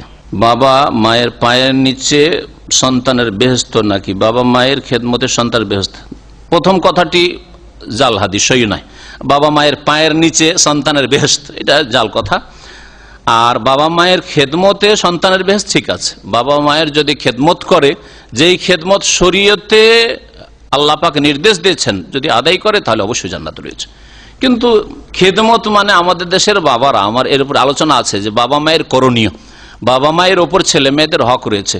যা কিছু ইনকাম করলো বড় ছেলেরা বা যেই ছেলেরাই করলো, ছোটও করতে পারে অনেক সময়, সব নিয়ে নিজের নামে করলো, আর একটা বাটমারি 1 পয়সাও দিল না, একটা পয়সা সংসারে দেয়নি, আর একজন 1 লক্ষ রিয়াল দিল, আর শেষখানে সবাইকে সমান করে ভাগ করে দিয়ে, এক ভাইয়ের টাকা পয়সা জমি জায়গা সবাইকে ভাগ করে দিয়ে দিল। এরা হচ্ছে জালেম বাপ মা। এই খেদমত ইসলামে নেই। তো খেদমতটাকে সবসময় বুঝবেন। খেদমত হচ্ছে তাদের চিকিৎসা দেওয়া ফরজ, তাদের ভরণ পোষণ খাওয়া দাওয়া দেওয়া ফরজ। আপনি যেই রকম ঘরে থাকবেন ওই রকম ঘরে রাখবেন, আপনি যেমন খাবেন সেই রকম খাওয়াবেন, আপনি যেমন সুখ শান্তিতে থাকতেন সেই রকমই মানসিক দিক থেকে সুখ শান্তিতে রাখবেন, যা তাদের প্রয়োজন রয়েছে সেই প্রয়োজন মেটাবেন। অবশ্যই প্রত্যেক ছেলের উপরে ফরজ, প্রত্যেক ছেলের উপরে ফরজ। কিন্তু এই সম্পর্কে আমাদের দেশে পারিবারিক ক্ষেত্রে, সামাজিক ক্ষেত্রে কুসংস্কার রয়েছে, ইসলাম বিরোধী সমাজ, ইসলাম বিরোধী পরিবার, যার ফলে সহি ইসলাম আপনাকে জেনে নিতে হবে। জেনার চাইতে বড় গুনাহ শিরক, কিন্তু দুনিয়াতে জেনার সাজা আছে, শিরকের সাজা নেই। শিরকের সাজা আছে। যদি ইসলাম কবুল করার পরে কেউ শিরকে চলে যায় তাহলে সে মুরতাদ হয়ে গেল। ইসলামিক সরকার এই দণ্ডবিধান কায়েম করতে পারে মুরতাদের উপর, কিন্তু একজন মুশরিক যদি মুশরিক হয়ে থাকবে যে আমি হিন্দুই থাকবো, খ্রিস্টান থাকবো, তাহলে তার স্বাধীনতা আছে। যতক্ষণ পর্যন্ত ইসলামে ঢুকেনি তার স্বাধীনতা আছে, কিন্তু ইসলামে ঢুকে যাওয়ার পরে যদি বলেন আমি আজকে ঢুকলাম কালকে থাকবো না, এই অধিকার আর নেই, সে হচ্ছে মুরতাদ। অথবা আমি জন্মসূত্রে আমার বাপ মা মুসলিম, কিন্তু আমি মুসলিম থাকবো না, আমি খ্রিস্টান, আমি ইহুদি হয়ে যাবো, আমি নাস্তিক হয়ে যাবো, তাহলে তার অবশ্য দণ্ডবিধান আছে, অবশ্যই দণ্ডবিধান।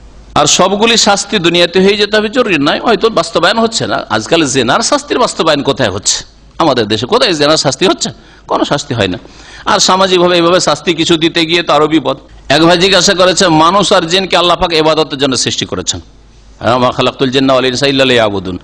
তাহলে মানুষকে আল্লাহ পাক যদি আল্লাহর ইবাদত না করে, শিরক কুফরি করে মারা যায়, ইবাদত না করে, তাহলে আল্লাহ জাহান্নাম দেবেন, ঠিক না? মানুষকে আল্লাহ মাটি থেকে সৃষ্টি করেছেন, এটা বুঝলো, কিন্তু জিন তো আগুন থেকে সৃষ্টিত, আগুন দিয়ে কি করে আযাব দিবে? এটা যুক্তিসঙ্গত প্রশ্ন? তাহলে ওই প্রশ্নকারীকে বলছে, আপনাকে যদি ঢেল দিয়ে আঘাত করে কেউ, লাগবে না? লাগবে না? কেন লাগবে? আপনি তো মাটি দিয়ে তৈরি, তো মাটি দিয়ে কি করে আপনাকে আযাব কষ্ট দেওয়া হইতে পারে? হ্যাঁ, ঢেল দিয়ে মারা চলবে? আপনাকে ঢিলা মেরে আপনাকে মেরে ফেলে দেওয়া যেতে পারে, পারে না? তাহলে আপনি তো মাটির তৈরি, তো মাটি দিয়ে কেন লাগবে আপনাকে ব্যথা হবে? তা আপনাকে যেমন মাটি দিয়ে ব্যথা হইতে পারে, ওই রকমই জিনকে আগুন দিয়ে, জাহান্নামের আগুন দিয়ে অবশ্যই ব্যথা হবে, হ্যাঁ, যন্ত্রণা হবে, শাস্তি হবে। ইসলামে ব্যাংক ডিপোজিট যায়। ব্যাংক ডিপোজিট মানে কোন ব্যাংক? যদি সুদী ব্যাংক হয় তাহলে সুদী ব্যাংকের সাথে লেনদেন আদান প্রদান করা জায়েজ নয়, চাকরি করাও জায়েজ, কোনো রকমের সম্পর্ক রাখা জায়েজ নয়। আর যদি ইসলামিক ব্যাংক হয় যেখানে লাভ লস দুটোতে শরিকের শর্তে আপনি টাকা রাখছেন, যা লাভ হবে লভ্য অংশ থেকে, ফিক্স না যে বাৎসরিক আপনাকে 10% দেব, না, এরকম নয়, বরং বছর পরে আমরা হিসাব করে দেখব, যেটা লাভ হয়, লাভ হলে তাতে 50-50 থাকবে, অথবা আপনি নেবেন 20%, আমরা নেব 80%, আমাদের খরচ বেশি হলে যেমন ইত্তেফাক হবে জায়েজ রয়েছে। ব্যবসা যেমন ব্যক্তি পরে যে ব্যবসা হতে পারে, আমার টাকা আমি ব্যবসা বুঝি না, একজন বিজনেসম্যানকে দিলাম যে ভাই 1 লাখ টাকা দিলাম, আপনি ব্যবসা করেন, আর মাসের মাস হিসাব করবেন, হিসাব করে যদি লাভ হয় তো লাভ দেবেন, আর লস হলে প্রস্তুত আছি লস নেওয়ার জন্য। এটা মুদারাবা, আরবি ভাষায়, হাদিসের ভাষায় রাসূলুল্লাহ সাল্লাল্লাহু আলাইহি ওয়াসাল্লামের জামানায় মুদারাবা হইতো। তো মুদারাবা যদি হয় তাহলে জায়েজ রয়েছে। এক ভাই জিজ্ঞাসা করেছেন যে রাসূলুল্লাহ সাল্লাল্লাহু আলাইহি ওয়াসাল্লাম যেমন সাহাবীদেরকে নিয়ে কাফেরদের বিরুদ্ধে যুদ্ধ করেছেন, এখন ইসলামী দল ইসলামকে ঠিক রাখার জন্য সরকারের বিরুদ্ধে যুদ্ধ করা যাবে। সরকারের বিরুদ্ধে যুদ্ধ করে রাসূলুল্লাহ সাল্লাল্লাহু আলাইহি ওয়াসাল্লাম সরকারের বিরুদ্ধে যুদ্ধ করেছেন কখন? নেতৃত্ব পাওয়ার পরে না নেতৃত্ব পাওয়ার আগেই? হ্যাঁ, পরে। মদিনায় এসে দ্বিতীয় হিজরিতে জিহাদ শুরু করেছে, তাই না? আর মক্কায় 13 বছর দেখান তো যে একটা কাফের গায়ে হাত দিয়েছেন, মারা তো দূর, লড়াই করার দূরের কথা, যে একটা চড় দিয়েছেন একটা কাফেরকে, দেখাতে পারবেন? অথচ কাফের আবু জাহল, আবুল আব, কাফেররা, উতবা সাহেব রাবি, এরা আম্মারকে মারতো, সোহাইব, হ্যাঁ, বেলাল, সুমাইয়াকে শহীদ করলো, হ্যাঁ, ইয়াসিরকে শহীদ করলো, কত সাহাবী শহীদ, যার কত যে নির্যাতন হয়েছে, জুলুম অত্যাচার হয়েছে মুসলমানদের উপর, কিন্তু একটু গায়ে হাত দিয়েছেন 13 বছর ধরে, সব সহে বরদাস্ত করে থেকে গেছেন। কেন? কারণ হাতে নেতৃত্ব ছিল না, হাতে নেতৃত্ব ছিল না। একটা যদি চোর দিত আবু জাহালকে বা কোন জালেমকে, তাহলে মুসলিমদের সবগুলিকে শেষ করে দেওয়া হয়তো, তাই না? নেতৃত্ব পাওয়ার পরে, হ্যাঁ, মদিনায় এসে ইসলামী খেলাফত কায়েম হয়েছে, হ্যাঁ, ইসলামের নেতৃত্ব যখন পাওয়া গেছে, তখন আল্লাহ বলছেন ওয়াযানা লিল্লাযিনা ইউকাতালুনা বিআন্নাহুম যুলিমু, অনুমতি দেওয়া হলো এখন। তার মানে এর আগে অনুমতি, পারমিশন ছিল না, মক্কায় নিষেধ ছিল, বুঝছেন না? নেতৃত্ব যদি পেয়ে যান, কোন দেশের শাসক হয়ে যান, তারপরে যুদ্ধের ঘোষণা করতে পারেন। কিন্তু সাধারণ মানুষ, একটা সংগঠন, একজন মোল্লা মৌলভী আর একজন মুফতি সাহেব জিহাদের ঘোষণা করে দেবে, এটা হচ্ছে সন্ত্রাস, এটা ইসলাম নয়, এটা জিহাদ নয়। কখনো জিহাদের অপব্যাখ্যা করবেন না। ইন্নামাল ইমামু জুন্নাতুন, দেশের শাসক হচ্ছে ঢাল, বর্মস্বরূপ, ইউকাতালু মিন ওয়ারাই, তার পিছনে থেকে জিহাদ করতে হবে। সশস্ত্র যুদ্ধ হবে তার পেছনে থেকে, তার আগে বেড়ে নয়। সরকার বলছে যেতে দেব না, আর বলছেন আমরা যাব করব, এটা ইসলামে নেই। মিওয়ারাইহি মানে কি? সহিহ বুখারীর হাদিস এটা। অনেকে ভাবেন যে হয়তো কোন জালজয়ীব কথা পেশ করেছে, সহিহ বুখারীর হাদিস। ইন্নামাল ইমামু জুন্নাতুন ইউকাতাল। এই কথা বুঝতে আজকের অনেক এই গুমরাহ পথভ্রষ্ট ধর্মের নামে যারা গুমরাহ হয়েছে, খারিজিরা বিভ্রান্তির শিকার হয়েছে, মুফতি সাহেব ফতোয়াবাজি করে বসে আছে, জেলখানার মেহমানখানায় যায় বসে আছে, জালেমদের জেলখানা। কেন ভুল করেছেন আগে আপনি? জালেমরা ভুল করছে, কিন্তু তার আগে আপনি ভুল করছেন। কেন ভুল করলেন? এই ভুল এটা তো আপনাকে করতে বলা হয়নি। এই জন্য অন্যায়কে নির্মূল করার 3টা স্তর রয়েছে। বল প্রয়োগ করা, যার ক্ষমতা রয়েছে বল প্রয়োগ করা, যার এটা অধিকার রয়েছে সরকারের। হ্যাঁ, আপনি আপনার বাড়ির সরকার, ছেলে মেয়েদের বল প্রয়োগ করেন, আপনি পাপ করতে দেবেন না, ভালো কাজ করাবেন, নামাজ পড়াবেন। তারপরে দ্বিতীয় স্তর হচ্ছে মুখে কথা বলে, কলমে লিখে আপনি অন্যায়ের প্রতিবাদ করেন, আপনি অন্যায় নির্মূল করেন। আর এটাও যদি না করতে পারেন, ভাবে কালবে, অন্তর থেকে ঘৃণা করে প্রতিবাদ করেন। আর ওই দলে যদি সামিল হয়ে যান তাহলে অন্তরে ঘৃণা থাকলো না। হ্যাঁ, ও বাতিল দলগুলিতে সামিল হবেন না, বাতিল দলগুলিতে সামিল হবেন না। ব্যভিচারকারী পুরুষ আর ব্যভিচারকারী মহিলা একে অপরের জন্য হারাম। আযানিয়াতু লা ইয়ানকিহু ইল্লা যানি, আযানিয়াতু লা ইয়ানকিহু, আযানি লা ইয়ানকিহু ইল্লা যানিয়াতান আও মুশরিকাতান ওয়া যানিয়াতু লা ইয়ানকিহুহা ইল্লা যানিন আও মুশরিক ওয়া হুররিমা যালিকা আলাল মুমিনিন। সূরা নূরের তাফসীর হয়ে গেছে, আর ওখানে বিস্তারিত বলা হয়েছে। এই ব্যাখ্যা এই যুগে কি ব্যাখ্যা, কোরআন হাদিসের ব্যাখ্যা চেঞ্জ হয় না, যে আজকের যুগে কোরআন হাদিসের ব্যাখ্যা আলাদা হয়ে গেল আর নবী সাল্লাল্লাহু আলাইহি ওয়াসাল্লামের জামানায় আলাদা ব্যাখ্যা ছিল, এমনটা কিছু হয় না। এই প্রশ্নই আপনার ভুল। এইরকম ব্যাখ্যা যুগের পরিস্থিতি বিচার করে কোরআন হাদিসের তাফসীর ব্যাখ্যা পাল্টে যাবে, এটা হয় না। তবে বাস্তবায়ন করতে পারবো না না এটা স্থগিত থাকবে এই বিষয়টি, সেটা আলাদা বিষয়, সেটা আলাদা বিষয়, কিন্তু ব্যাখ্যা পাল্টে না। জেনাকারী পুরুষকে কোন নেক রমণী বিবাহ করবে না, কখনো বিয়ে করা জায়েজ নয়। এইরকমই জেনাকারিনী যদি চরিত্রহীনা মহিলা, তাকে কোন নেক পুরুষ ভালো মানুষ যেন বিয়ে না করে। ওই রকমই কোন মুশরিককে যেন বিয়ে না করে, কোন মুশরিকা মেয়েকে না বিয়ে করে। আপনার প্রেম হয়ে গেল কলেজে পড়তে পড়তে, আর হিন্দু মেয়েকে বিয়ে করে ফেলেন, খ্রিস্টান মেয়েকে বিয়ে করে ফেলেন। এইভাবে করবেন না, যেখানে আপনার আলহামদুলিল্লাহ আল্লাহ পাক রব্বুল আপনার জন্য উত্তম রিজিক রেখেছেন। আরে বাড়িতে যদি মাছ গোস্ত থাকতে আপনি যদি খড়কুটো খান, বলছি না যে শাক পাত, অনেক সময় শাক খেতে ভালো লাগে, হ্যাঁ, নোংরা জিনিস খান আপনি, তাহলে কত নোংরা মানুষ আপনি। তো আল্লাহ পাক রব্বুল আলামিন এই কথাই বলেছেন যে একজন নেক মানুষ, নেক পুরুষ অসতী নারীকে বিয়ে করবে না, আর একজন সতী নেক মহিলা, নামাজি মহিলা কখনো বেনামাজিকে বিয়ে করবে না, কখনো মুশরিককে বিয়ে করবে না। আমাদের দেশে আজকাল বিবাহ দিতে গিয়ে অনেক সময় হয়তো নামাজটা দেখে, পর্দাটা দেখে, এগুলো দেখে এক শ্রেণীর লোকেরা, কিন্তু দেখে না যে এটা কবর মাজারপন্থী, মাঝ ভান্ডারি, এটা হচ্ছে আটরসি, হ্যাঁ, এটা হচ্ছে বেরেলভি, এগুলো দেখে না। বিয়ে দিয়ে তখন মুসিবতে ফাঁসে, বিয়ে করে নিয়ে মুসিবতে ফাঁসে। ও মহিলা আসবে না, বলছে আমার বাপ ভাই বেশি জানে, আমার বাপ ভাইয়ের ধর্মটা ঠিক, তোমারটাই ঠিক নয়, সমস্যায় পড়ে। তো এগুলোও দেখতে বলা হয়েছে। এখানে শুধু জেনাকারী আর জেনাকারীর কথা বলা হয়নি, মুশরিক মুশরিকার কথা বলা হয়েছে। যারা শিরকি আকীদা রাখে, যারা বিদাতি আকীদা রাখে, সেই পরিবারে কেন বিয়ে করবেন?